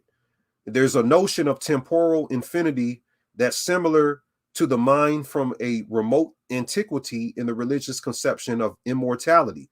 The conception of the divine as a origin influenced the first Greek philosophers in the Orphic cosmogony, which is talking about the unaging of the time titan called Chronos or Chronos, which when you clock in, the system with most of your workplaces is called the Chronos clock. Chronos produced aether and chaos. So his children is aether and chaos, or ether, which made the divine ether a silvery egg. So here's another egg connotation from which everything else appears. All right. Let me go into this thing. So I've been showing people the beginning of how this information comes. Those of you who's heard some of this on Patreon. That's why Patreon has most of that information. I'm going to talk about some of it, and then we're going to go into something else. So prior to the dome mythos and flat earth theory, so in flat earth, they believe that the earth is some type of dome or something like that. And they believe that, hold on, let me see. So it kind of looks like this. And these are layers of consciousness, the conscious rings. And this is, you know, us inside of this pod. And they believe that the sun is in one of these rings of consciousness out here. It's not, they don't believe it's 93 million miles away, which is interesting. It's very interesting. But what we're trying to understand is the chaos sphere in physics. Because this is the origin of matter. This is the origin of the mind. And this is very high science. Yeah, the Nag Hammadi.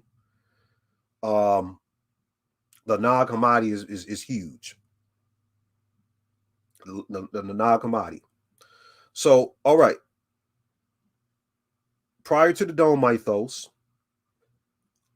or the Israelite cosmology, we were under something called the primeval waters of chaos. I just explained that. Even in the Bible, it talks about the waters in the face of the deep, but it's literally describing something metaphysical.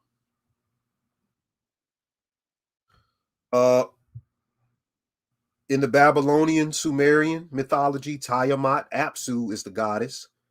In Egypt, you get Nun or Auset or Nyx or Nyx in Greece. But it all talks about this firmament, which was said to be broke during the fall of an aeon in Gnosticism.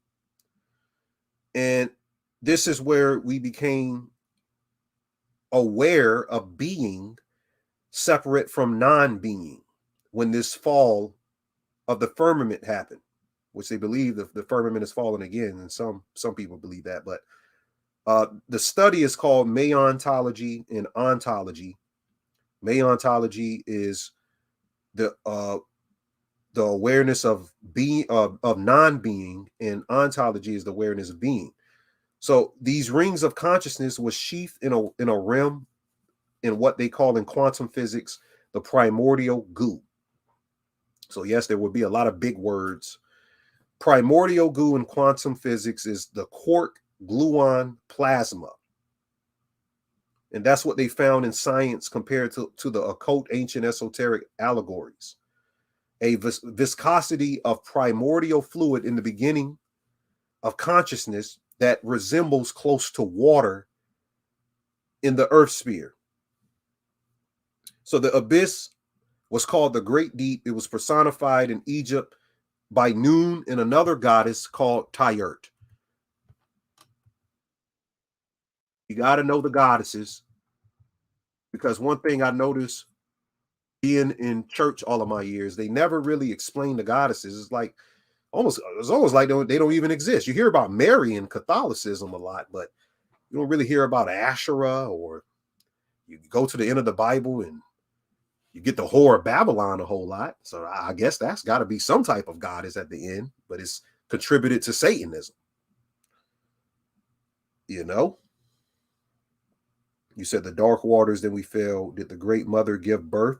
Yes, she did give birth, but she gave birth to something that she wasn't supposed to. She gave birth without a counterpart, without a male counterpart, excuse me. She gave birth. So just like how we have women today, and I'm not disrespecting the women, but they do surrogate motherhood where they have another person have a child for them. She was a surrogate mother to a lower tier being. She didn't mate specifically. She got it. I don't know what the word is, but she got it artificially put into her. And when she gave birth, it gave birth to the physical. It gave birth to the physical, and the physical is not a perfect construct. So we look at the physical, ooh, there's so much nice things to be happy about being in this physical body. You got your children, you got to love, what they say, man, it's all love, man. It's all love. You got butterflies here. You see the little bumblebees, cute little puppies and cats in your home. What would life be or existence be without you knowing your puppy? The Gnostics said that the physical realm was an evil realm. It was a realm of ignorance. It's an aeon that fell down here that should have never fell. The reason why it fell is because chaos isn't perfect. Chaos is the beginning realm. Chaos is the process of perfecting itself. So for it to perfect itself, it had to dislodge a piece of itself. Then that lodged piece of itself has to integrate back into the chaos. And once it integrates and melts back into each other, something of a perfect union is born. And that's what the Christians call the New Jerusalem, this new dimension that's coming, that they're getting prepared for. And they real scared right now. You think all of these people, these occultists or the Satanists, you think they just running around having fun all willy-nilly and stuff? They're real afraid about what's to come. That's why I'm telling you, if this information resonates with you, that means your soul is from a very advanced realm. And you were put here to be the priest or the priestess or the person who holds the high science of the information, because you're the only person that could even understand it in the first place. They are very afraid right now. They're extremely afraid of what we can do, which I'm going to show you. I'm going to show you what you can do. So this mother, Tyert, is representative of the same mother who did the thing that Sophia did in Gnosticism. She's the hippopotamus god. The oldest astrological calendar in the world is in the temple of Dendera. In the temple of Dendera, let me show you something with the temple of Dendera, temple of Hathor, the temple of Hathor. Hathor is another goddess, it's a cow goddess. Let me show you the face of so this is the face of Hathor. And they literally hijacked this face and put it on the Shrek Fiona. You got to look real hard. This stuff is Gnostic. You better know ancient information, or you don't even know what you're looking at. You see how they took that? They're connecting it to something metaphysical, and she's green because Asar or Osiris, the chief deity of Kemet, is the green god. So Shrek and Fiona and them is an esoteric story, and it's all connected to the same thing. I'm gonna show you all of this stuff comes from today. Okay, so Tyert is she's called the father mother because she births the father. She births this masculine half of the universe without a mate, and she becomes, once he dissipates the spiritual realm to become small, become quantum. So when he comes, the physical realm is a masculine entity, and it's connected to the biblical God, but it's connected through this Gnostic God called Yaldabaoth or Yaldabaoth. They call him Sackless. He's got a lot of names. He's called the blind one, because once you come into the physical, you're blind to the spiritual until you open up. They say it's the third eye, whatever you want to call it, the pineal gland. Some people pronounce it the pineal gland. All of that, it's all connected. But she becomes Akasha, in a part of the spiritual realm to guide us while we're in the physical universe. So we are seeds of light that came down here to do a job for this higher realm. That's what they don't want you to know. So there's still a battle of cosmic forces going on called duality. And there's some of these souls down here that have the divine spark within them. And that's why some of these Satanists and stuff, they're real worried about what's about to come out of us. So the original story of her son, Tyert, is set. So all of the Christians understand that Satan is based on this archetype of this God right here. And he comes from Sut. His name is Set as well. And there is no older God that we have a record of unless you can go into the Gilgamesh and the Sumerian stuff. But the Gilgamesh and the Sumerian stuff, it said that this thing predates them. I don't know how, but that's what they say in the text. Let's put some scholarship to it to back up the book. This book, let me show you how important this book is. Let me show you how important this book is. Where is it? You got to go get this book. Okay, here it goes right here. The Celestial Ship of the North by Emma Valencia Straighton is $1,500. You can get it cheaply, I think, now on Amazon. I think Amazon has it cheaper. Maybe. I'm not even sure. Let me see if Amazon has it right now. Let me see if Amazon. It may be cheap now, but what it is, when you get the one from Amazon, I read on a site that they took some of the pages out.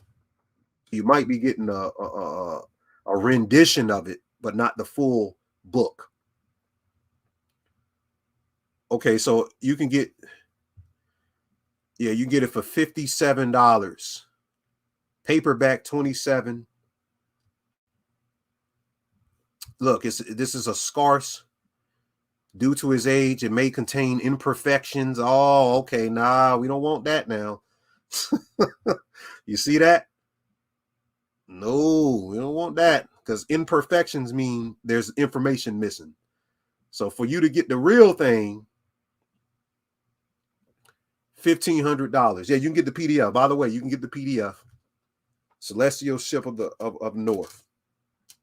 You said, who fights against Yaldabaoth? It's a league of entities. One is called Eliath, and it's gonna come out of you. I'm gonna break that down if we can today.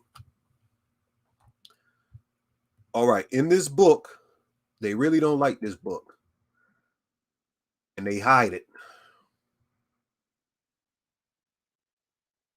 But it says the original mother Typhon. So Typhon is Tyert. They're the same being. She's called the Lady of the Heavens. She was the mother of a male child known as Sut, who grew up to be her consort and who eventually became his own father. So you got to wrap your mind around this, because this is metaphysical. In the character of the generator, the oldest permutation known in theogony became apparent at this point, which is that of the son becoming his own father and the mother being generated by the son. It is in this Typhonian religion that we find the worship of the Virgin Mother and the fatherless child, which later found a home in Rome. But she came to be portrayed as a male version or maleless to indicate the begetting or creating power on the way towards the final fatherhood. So they're talking about her not having that male counterpart. And it says it was Manu who said that the male version gave birth to the light, and all mythical allegories of the heaven state that from herself the mother came first. And then this son gave this light, but it's an astral light, it's a hologram. They ain't gonna tell you that. So by a little searching, many secrets of the ancient cult are recognizable as as explanations given for so-called orthodox forms of religion today. The mother and the son worshipped by modern Christians hark back to Typhon in the Egypt above and her son Sut. The Virgin Mother and the child of heavenly conception were ages old before they became Semitic. They were also worshipped by Hyksos, called the Shepherd Kings. This is the Hyksos, pre-monumental Egypt, who were the rulers for 13,000 years before the time of the first king Menes. The Shushahar or Hyksos are known to be the followers of the great Egyptian god Horus, with whom the Israelites were connected. So I'm trying to tell you right now, there's a connection to this god Horus. And from what I understood, metaphysically, Horus represents consciousness or higher consciousness, or he represents the light, just as Jesus represents that higher consciousness, trying to get above the beastly manner of the flesh and be as a holy person. But if you look into the word Hebrew, you will find that the word Horus is the Greek transliteration of the word Heru. So Hebrew, just take a B off and you got Heru. Hebrew, Heru. You got connections. Okay, so they also talk about in the Israelite cosmology that Yahweh has a wife by the name of Asherah or Asherah, which is connected to the ash pole and the Asherim, a league of divine angelic beings. And from what I came to understand, that they're talking about DNA, gene transfer, quantum states of Jerusalem, and the physics of the goddess. And the tractor beam is the Asher pole, which I'll get into in a second. Let me press through some of this information. Okay, where am I at with it?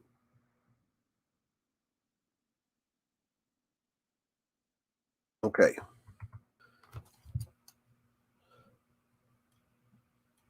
Okay, so what we have is monogenic rays from a dark light dimension, which is the light of the mother. The dark light is the true light. See, darkness begets light. So my book, The Blueprint of Darkness, teaches you when they talk about darkness in a religious sense, they strip away the metaphysical contextual degree of science that darkness applies in our life. For instance, you're born out of your mother's womb. You got to sit in 9 months of darkness. That's the melanogenesis of how neurons is formed as a blueprint in the spiritual realm by these neuronal taxits of teguments that form your mesodermic, ectodermic layers of your body or your skin. How the organs in the body acquire skin is through this instrument of darkness. Just as when you close your eyes, you have to close your eyes because at some point the body runs out of, it has to be recharged with energy. You bathe in the darkness, you go into sleep time, right? Or meditation, you have to close your eyes and go into darkness. So the darkness has been the thing in religious context that has been demonized, but in actuality, all of the people that run the world knows that the darkness is the key. Now, I'm not talking about dark in a moralistic manner, because even that has been misconstrued. We're just speaking metaphysics. It's not talking about whether darkness is more powerful than light. They're both duality, but there is something called a false light and the true light. And dark light, when you understand what dark light is a Perusic light. That's a Buddhistic term. There's a light from a higher dimensional plane, and there is light here in the physical plane. That's the hologram light. Go get the book. There's a book that explains this called The Holographic Universe by Michael Talbot. Excellent book to understand this, which he was trained as well in the esoteric of metaphysics and how we got here. Yeah, that's a chessboard. Okay, so there is a consciousness inside of something called the black dot. that the darkness is cultivating itself around.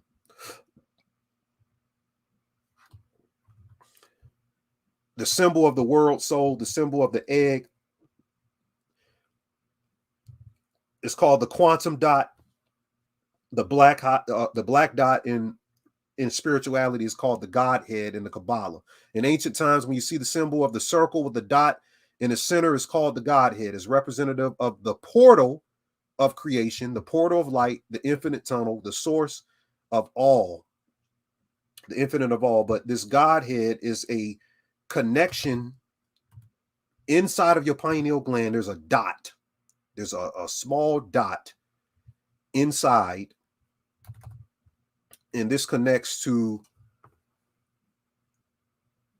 a lot of things I'm going to go into. So there is a hyperdimensional existence inside of the dot inside of your pineal gland that they want to dislodge you from. That's litigated to being a part of that chaos sphere that I talked about earlier, which is nothing but the goddess realm in the Mayatian continuum. We got to understand what the word Mayat means. We have to understand these ancient terms and take out what they call Hotepism, which is a falsified definition of something very stupid. And then we got to apply it in the physics of how we're going to be okay by conditioning ourselves so our soul can take the spot, take the throne, so to speak, and put this thing on auto drive to bring us home, which is all alchemy.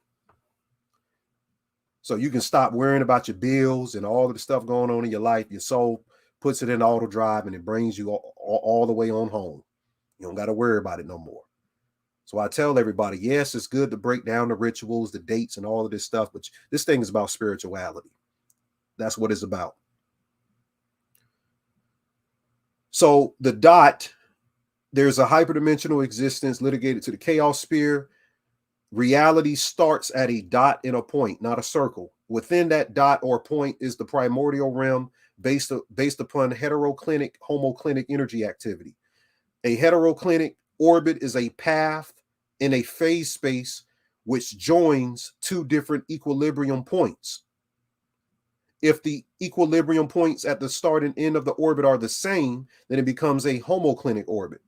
We're talking about the left eye and the right eye of Horus and Ra, which are allegorical simulations of how the primeval waters of the chief goddess or goddesses moves electromagnetism forwards and backwards and onward.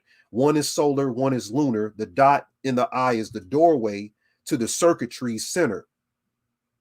Their husbands, Osiris and Set, or Sut, that we talked about earlier, the most ancient god, the most masculine presence we have. You got Sut Typhon, the connection to Yaldabaoth. So we have Yaldabaoth in the Egyptian text, in the Nag Hammadi. That's another book I meant to tell you to get. The Nag Hammadi got it all in it too, when they talk about the counterfeit souls and the people that's manipulating the planet and stuff.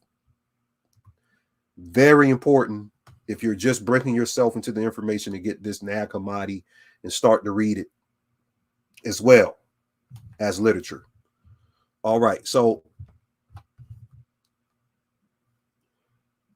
Osiris and Set are the husbands to the primordial goddess Isis Nephthys. They open and close the door. Set is from the chaos sphere. He's the son of the first mother. Osiris manages the chaos. In layman terms, we are speaking about the conditions of unpredictability. Gods and goddesses are generators of force in the cosmic electrical plane, a intermittent consciousness, whereas the primary property of the cosmos was force and energy that acquired a status of possessing different charges and kinetic capacity. Is characterized by different varieties, which are the deities. So the varieties are the deities. So now you can stop looking at stuff as paganism. There wasn't a system where ancient people worship a bunch of gods. The different gods in the system are attributes to the one God. That's how you got to look at it. I know that probably went over somebody's head, but just sit and think about it for a moment and then ask the spirit to reveal it to you. So with that established, this godhood of different varieties establishes fundamental plasmic nature that all cosmic phenomenon takes place in. And in these primeval waters, which birth all of the gods and goddesses in these dark photonic planes where formless consciousness could enter, it gives access to properties of the multiverse. And the Gnostic text is describing a pre-existence of interdimensional commerce between chaos beings, or the parentless gods, who don't have no parent. That means they came in by themselves. They didn't have, like Zeus has a parent in the Greek mythology. You heard of Zeus. These guys don't got no Zeus. Got no parents. They're the parentless gods who come from nothingness, but are the parents of all the deities.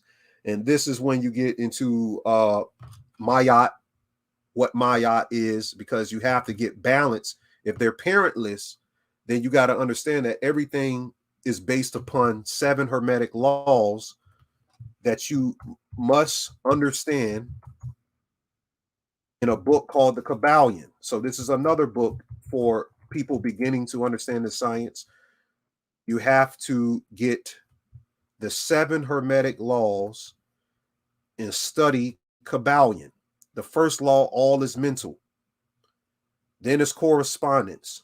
Then it's vibration. So then vibration, nothing rests, everything moves. Polarity, everything is dual, has poles. Rhythm, everything flows in and out. Everything has tides. Cause and effect. Every cause has an effect. Every effect has a cause. Then gender. That's what they're really attacking right now. Gender is in everything. Everything has a masculine, feminine principles. And Mayat is the fusing alchemically of this all. Mayat means balance. So the depiction of Mayat with the wings.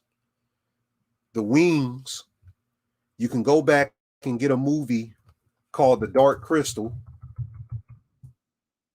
One of the Gelfling had wings. And the male Gelfling was like, why can you fly? And he says, why do you have wings? Which this movie is about everything going on today. It's about sucking the essence out of beings. These beings were getting sucked. They were indigenous beings. But he asks, why do females have wings? And she says, because I'm a girl. It's because I'm feminine. They talking about Mayat. Mayat was the first figure we saw in a combination of a female with wings. It's a concept metaphysically. But let me teach you the physics of this. There is an interesting study to look at, Gnostic physics, which presents a hidden experience out of polarity that is sometimes ignored.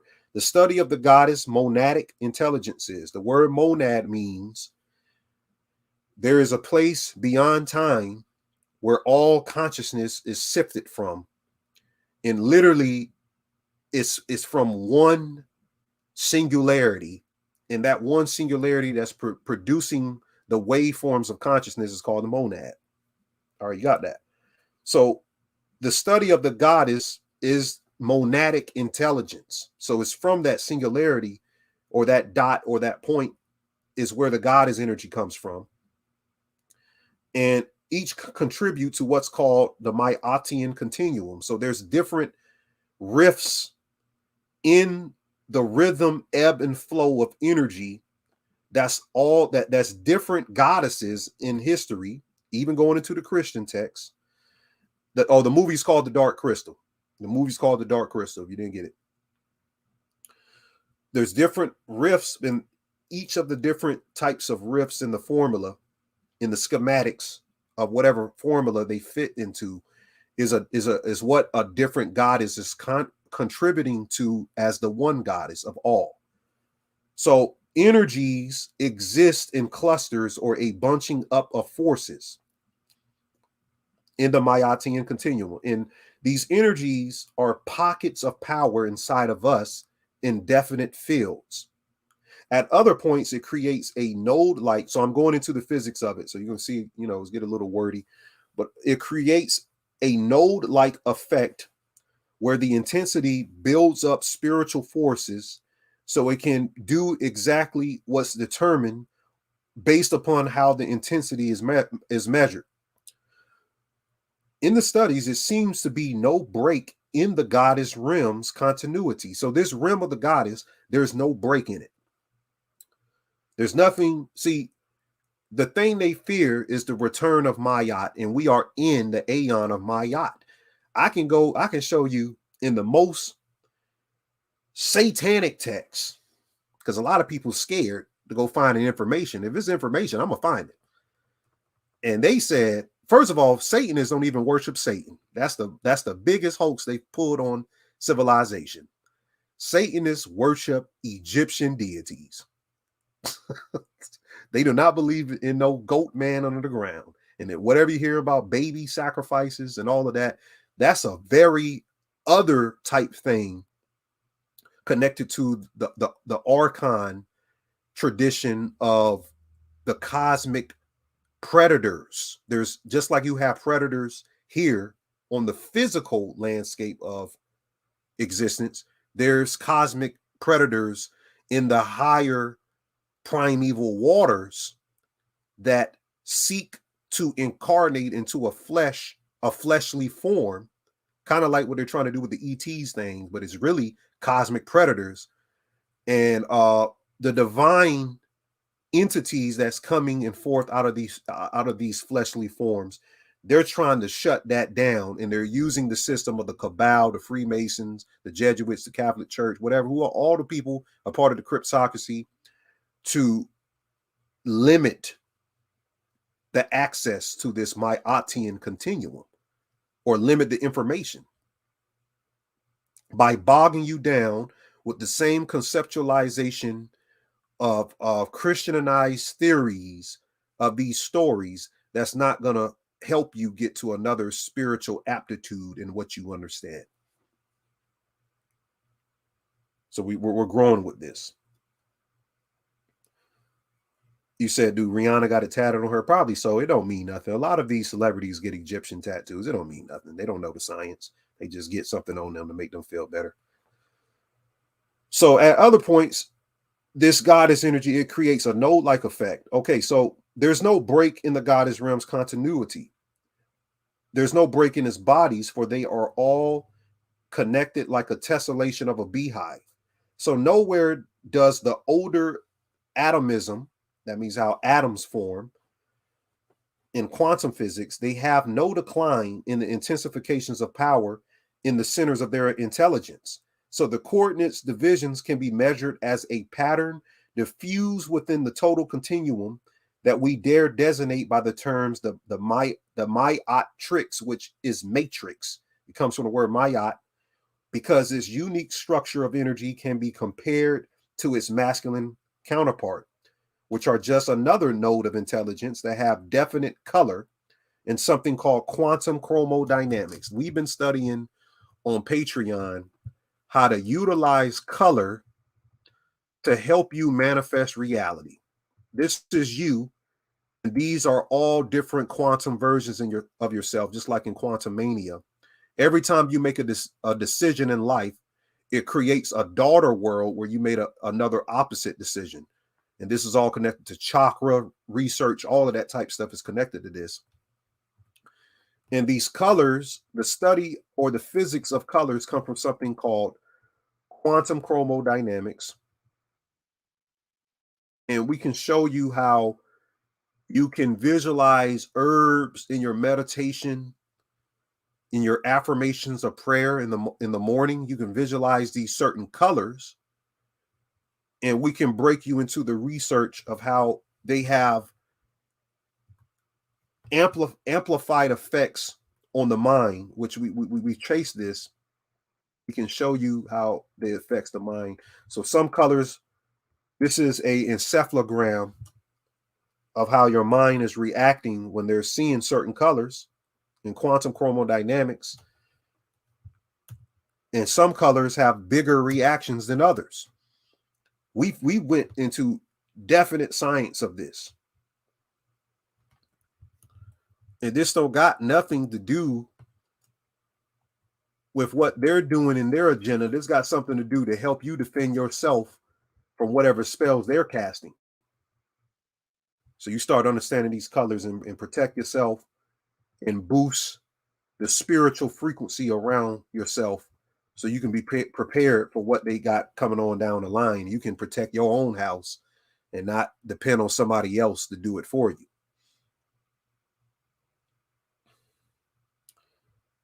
It says shape and colors rule the universe. That's right. So quantum chromodynamics, the Maatian continuum produces the definite color in quantum chromodynamics, and it's produced in quark gluon goo. So that primeval water that we talked about is produced as a response of radionic instrumentation to the node, whereby its response to proper conditions can synthesize consciousness to the gates of the infinite. So the colors are responding in the Maatian continuum and is being measured mentally when you're doing meditation, yoga, tantra, suffogations. That means you could burn incense in your house, or just burning certain types of smell opens you up to something called clairaudience. Every senses that you have is connected to the study of the mind. And there is something we're looking into on Patreon called Seekers Meditation, where you learn how to bring all 5 of your senses into your imagination and regenerate it to become stronger, regenerate your imagination to become stronger. So I'm a type of person, I don't care what type of system is a part of. It could be Christian, it could be Buddhist. If it's going to help me in building my spirituality, I'm going to do the research and figure out how it helps and how it can apply to you, to help you. Because it's all connected from an original source. They're taken from ancient civilizations and they're just classifying it in different things. Yeah, that Apple technique is real good. The Apple technique is for Patreon members. See, now you get to have exclusive information for Patreon members. So you guys join in to understand what that Apple technique he's talking about. It's a Seekers meditation technique. But so the nose of Mayat communicates under proper conditions by the means of the oracle method. So this can be done by connecting the node to a field where the goddess realm can filter itself into, creating the proper spiritual environment. However, it has been our practice to note that the initiates themselves are probably the best vehicles for these nodes. So you have to be conditioned in the mindset to activate these nodes within you. So these initiates have been found to possess the field potential in their spiritual bodies to obtain properties of the Maatian nodes. Secondly, these fields are usually located where the initiate is being tested. Thirdly, the initial explorations of the Maatian energy grew out of the search for the Ojas, in which the Ojas ain't nothing but, it's literally the force inside of you that keeps you young in your telomeres. But it comes from the base of the spine, which is the true secret to the serpent. All of that information is your spinal cord, where these energies rise up by day. And it even breaks down here how Christ is connected to the carbon atom. The elites know this information. There is a spiritual sun and moon that moves as quantum elementary particles up and down your spine, and you can feel them. You can feel it in your spine. Patreon, it should be in the links, but you can find the Patreon at patreon.com/the_spiritual shade room together. So the church demonized Kundalini. I even talked to my mother's husband. One time he was saying that the Kundalini is Satan. And I say, explain to me how that's Satan. And he was just saying that it comes from Egypt and God cursed the practices of Egypt as satanic or something like that. And when I asked why, he just said, well, it's just God, I was like, okay, well, I can say that the curse isn't coming from the monad. The curse is coming from the God that created the physical realm. And they want to keep the divine beings that enter into the flesh and the physical realm forever. So you doing Kundalini practices, it conditions the soul to get ready to make what's called the quantum leap. The quantum leap. It conditions you for that. When you make the quantum leap, you enter into a new singularity that's not conditioned into the physical tiers of how consciousness is filtered into. So they don't want you to make that quantum leap because they can't make the quantum leap. Why? Because when the mother created them, they were created out of chaos. They became a part of an order of another realm. The only person that make the quantum leap is the being who has a congealing of the mother, the son, and they have the physical, the fallen aeon, because when you look into physics, the lowest state must rise to the highest state. It must rise to the highest state. So since you essentially, one thing that me and Tommy disagree on, and you can follow Tommy on TommyTruthful.com, and he has a YouTube page. Great information. I love the brother. Me and him are really connecting. But one thing I told him that I disagree is that the fallen angels are not the elite. The fallen angels is the human race. The beings that fell from the aeons is the human race. We fell. Of course, there's differences between Adam, Cadman, Adam, Cain, all of these. There's differences. We were talking about differences of tiers of where entities filter into the flesh through the pleroma, which is the goddess realms. There's differences of that. But we all fail. We're in the physical body. And what we're trying to do is gain our wings. That's why at the top of the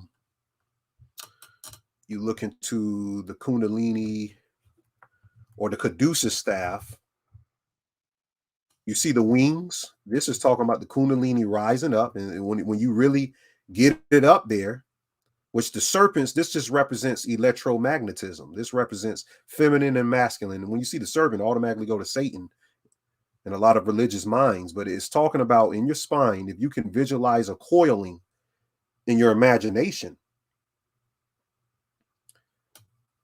you will feel the sensation up your back. And what it's doing is literally, if you're let's just say you're Christian, you're trying to get to heaven, this thing is going to take you into heaven. Literally, if you can condition your soul, is soul physics, how to move the energy up into your pineal, into your head. The word heaven, I studied the word heaven. It comes from the word upheaval. The head is the upheaval, and heaven is in Golgotha, where Christ was crucified. If you look up, where was Christ crucified, and put Golgotha, it says Golgotha is a skull-shaped hill. This is called esotericism, y'all. Let me show you. Golgotha literally means skull.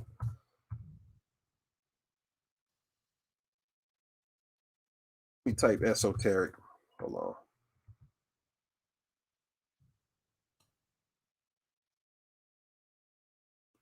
Okay, so the skull itself, let me find this. Let me show you what this is. First of all, let me just show you what this is. It's metaphysical. Hold on, guys. Okay, you see they got the skull right here, and they got 3 crosses. Okay, just something right here. I thought that was something else.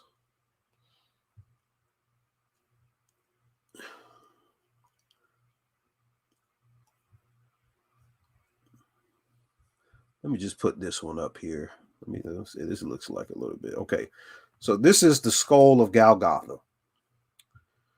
Remember, there were 3 thieves. I think that has something on the picture. I don't like it. They might try to give me a strike for it. There's 2 thieves crucified next to Christ, right?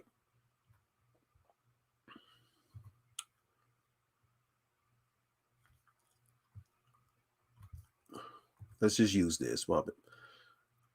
So Golgotha is your head, first of all. The 2 thieves crucified next to Christ in the Bible is your eyes. Because these 2 eyes, they're called thieves because they rob you from the 3rd eye, which is the Christ, which is the pineal, which is Horus, which is Heru. The light of the world is the pineal. That's the esoteric secret. That's what the Freemasons know. Your eyes is robbing you because you believe through these 2 eyes that you exist in a holographic realm.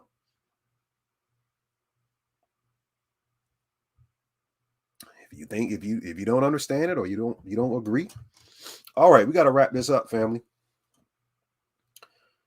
So they're searching for the ojas. It's tantric physics. We can note that certain initiatic types seem to be better indicators of the Ma'atian energy than others. Thus, it seems that the Ma'atian energies are connected through auric emanations of the ojas projections from the initiate, and it's probable that they exist in both outer space and in other worlds that can be determined by astroradionic research by the person.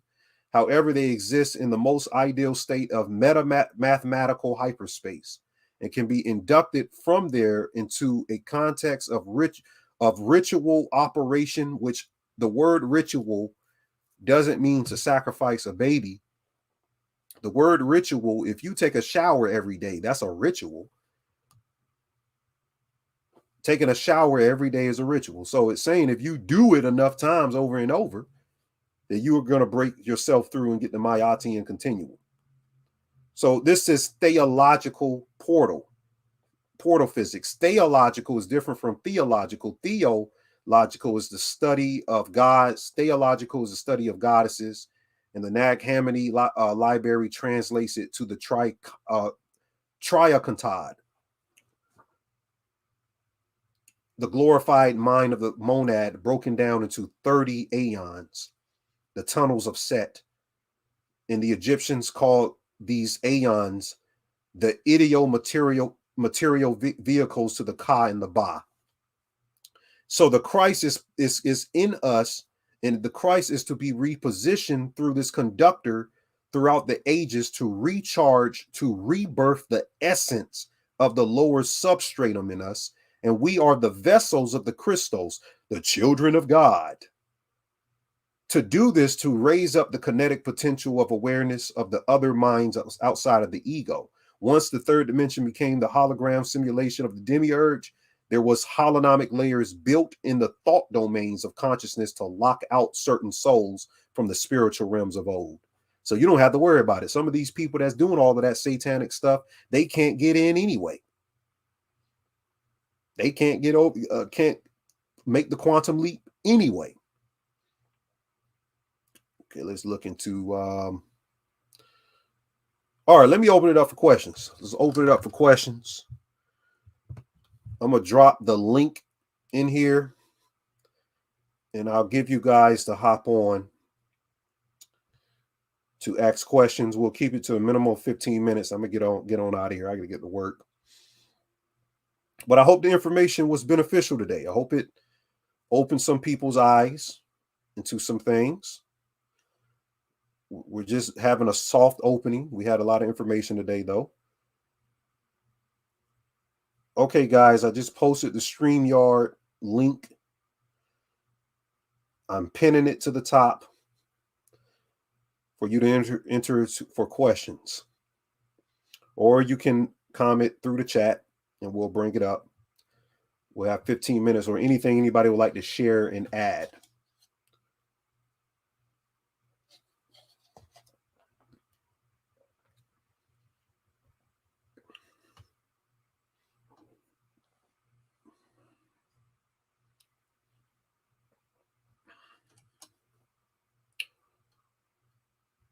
Okay, I'm gonna give you a second. All right, we got people popping in. Hold on, let me stop screen share. All right, I'm adding you guys in right now. All right, I'm gonna start with Joel, then I'm gonna go to my brother, the brother afterwards.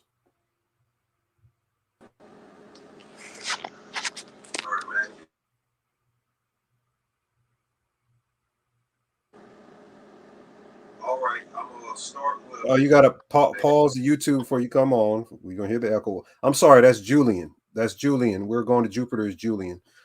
Go ahead, Julian. Hey, Ani, can you hear me? Yeah, please, if you have the video playing in the back, if y'all come on, it's muted. But yeah, I can hear you. Oh, hey, Ani, thanks for having me on. Just a quick question. Earlier, you mentioned skull and bones, and a few moments ago, you mentioned rituals. I was doing some research on skull and bones, it being, the skull and bones here. And is it true that they said that when somebody dies in skull and bones, when George Bush Sr. died, they said that all his money didn't actually go to his son, it actually went to the fraternity.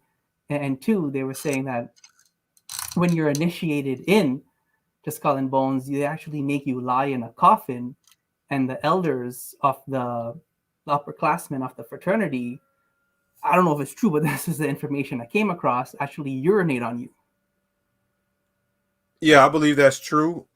That's also in the Longfellows Masonic Lodge. They do that as well. They do that. The coffin, the laying in a coffin is quintessential is a Hiram Abiff ritual. It's a third rite. All Masonic lodges have the third rite. So you will have to lay in a coffin for like 24 hours. The peeing, I'm not sure. That may be a part of the hazing in Skull and Bones. The history of Yale is the metaphysical history of introducing the new world into the classical education system of Salamanca, where they studied at the foot of the Moors in Europe and learned the advanced sciences of astrology, liberal arts, and all of these other things. So before then, all schools just talked about strictly Christianity from a certain, I would assume, is Catholic theme. Then it spread it out after the burning district. But Yale and Harvard were the first educational colleges that broke off a little bit from the Christianity being the main thing, and they started to they started to open it up to classical information, like stuff going on in Greece and Egypt and Rome and stuff like that. And then other schools came through and followed the same.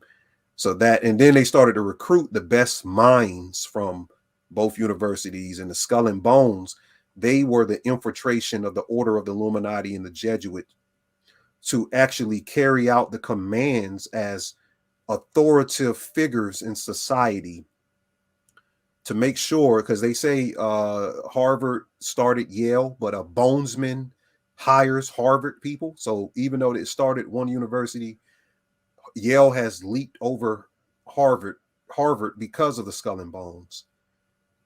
And they literally have a bonesman in most facets of government, education, religion, whatever, all of the seven, ruling areas of what's going on in the world. So I hope that answers that. Does that make sense? Yeah, yes, it does. And just last question, quick question. Earlier, you also mentioned the resetting of the world currency with all these rituals going on with the banks. Recently, with Russia, China, Brazil, India, all saying that they're not going to be paying for oil using the US dollar, Saudi Arabia included. Is that part of the ritual to, I guess, crash the US dollar or make it less powerful so that they can start a one world currency?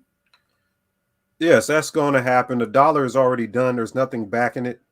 There's nothing that backs fiat currency. Is already done.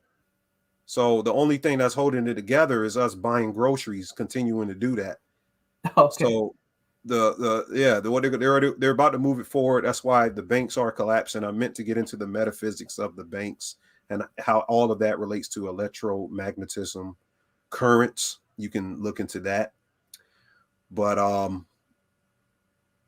yes, it will be replaced by a digital world currency. It's just going to take time. I would say prepare yourself mainly by stocking water, acquiring a solar generation in your household.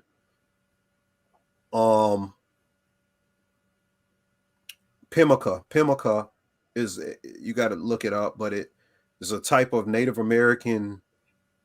I don't know what type of meat it is, but it literally lasts for 10 years when you store it away. So there's an apocalypse. You have that to access, and buying seed kits. You can get like $1,000 seed kit to grow your own food just in case something happens. So I would tell people to look into definitely farming. That's one of the main things. One of the biggest Masonic secrets in this country is the connections to characters in American history named George.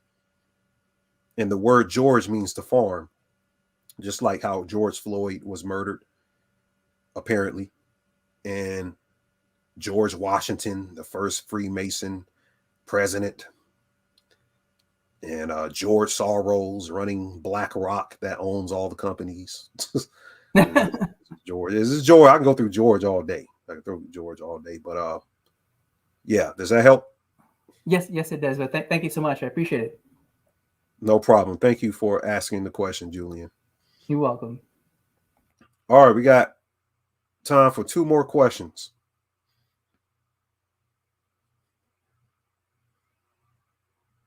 Anybody have any questions?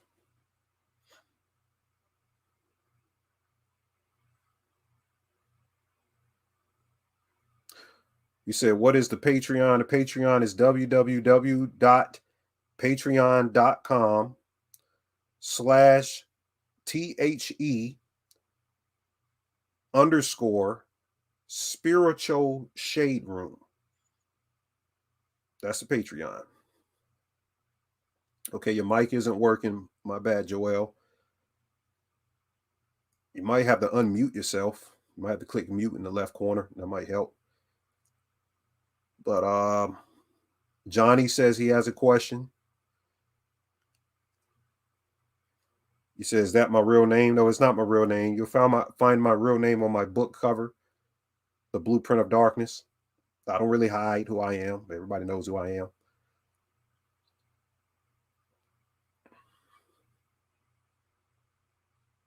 Megan pitching wearing 222 pitches to 17. That's connected to Trump. Yeah, the 222 is connection. It's a secret gematria code.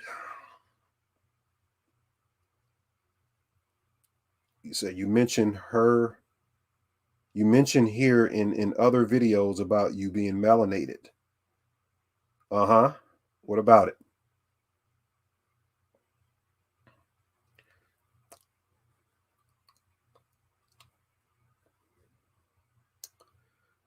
Says, and I wondered if you think that we would have the same type or race of soul. That sounds like a statement, Johnny. I'm trying to understand. Well, while you're putting it together, or you say, or if there would be distinctions. Yeah, we'll have to probably have to come up, but oh, you said like the same type of race of a soul. Yeah, that's what I said earlier. That's what I said. If you go back, I said that there's entities coming from the pleroma that come from the same aeons, and there's entities that come from that cosmic predator aeon, which is right below the Sophia realms.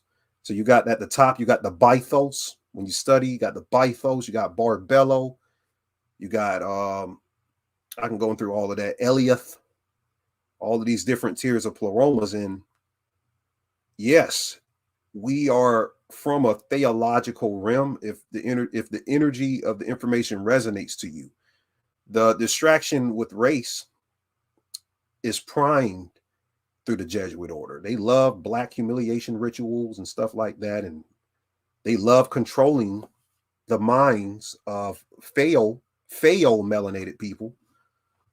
That's lighter skinned people.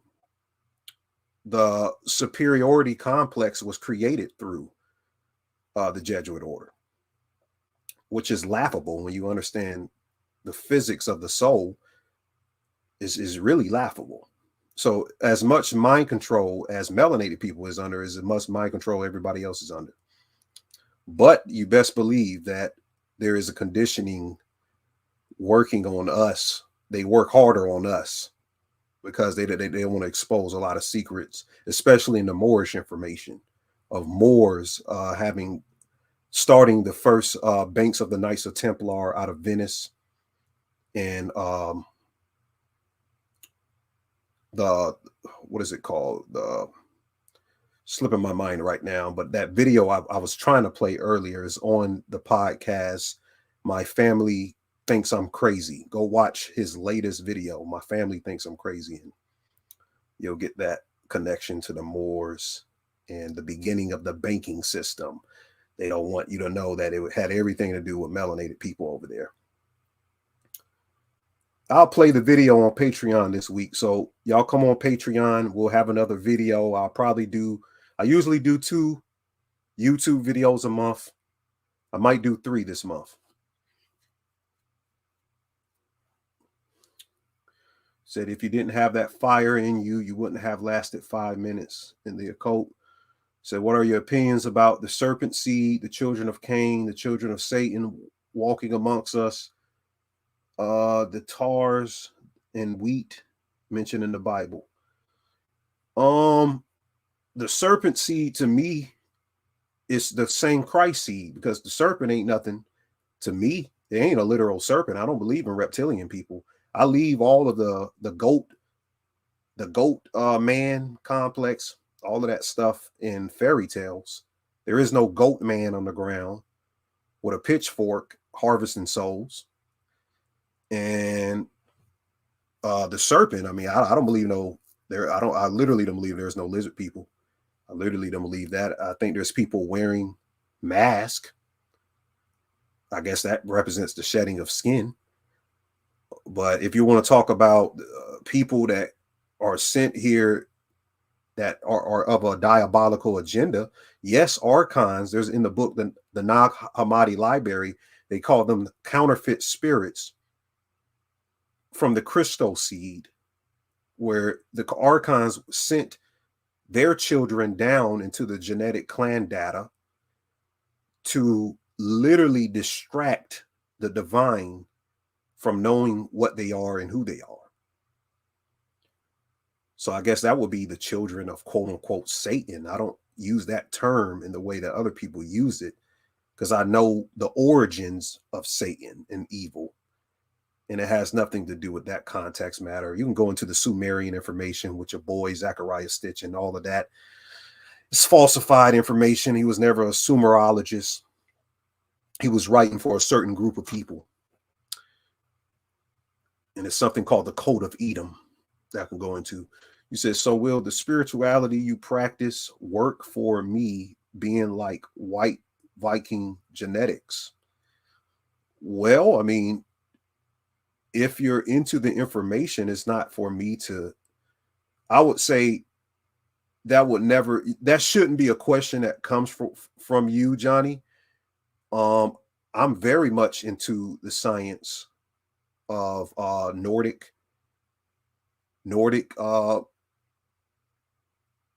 mythos. That's some high science, man. And it connects right back to Egypt, even with Odin losing an eye and Thor and the connections with Freya. And man, there's so much into that, you know. So there's nothing stopping you to work for you practicing spirituality. You just got to have the discipline. It don't have nothing to do with Viking genetics or a African genetics. The people running the world, you can see what color they is. Then they got a serious spiritual grasp on everybody, right? It's discipline. But the difference is where are you going? Where are you going once you leave this body? That's the science we're going to deal with on this channel. Where are you going? Where are other people going? Who's going to make the quantum leap? Who's going to be trapped down into the hypercube?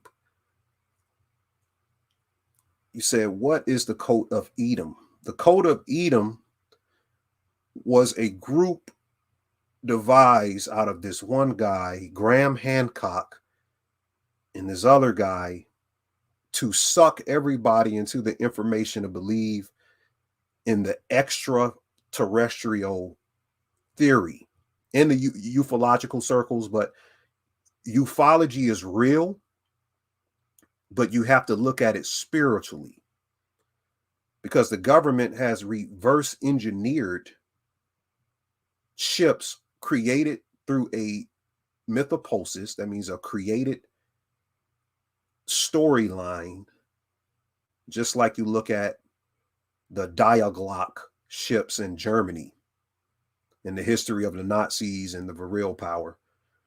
They created a history into the extraterrestrial phenomenon, and the Code of Edom hijacked the narrative and made everybody that all of that Pleiadian stuff. And I'm a Pleiadian, I'm from all of those extraterrestrial races they talk about is fake.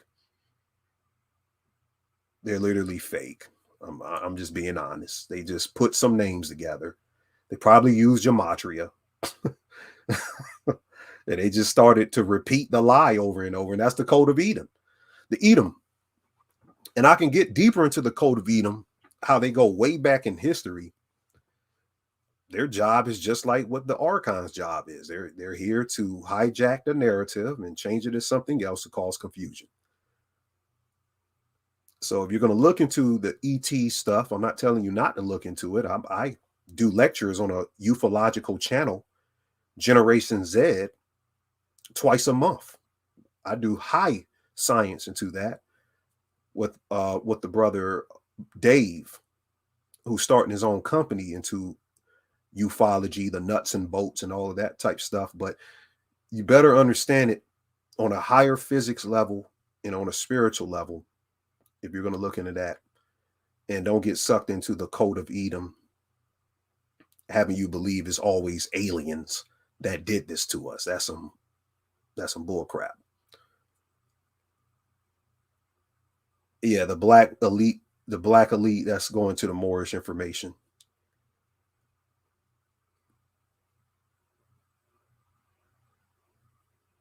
All right, family, I guess that's it.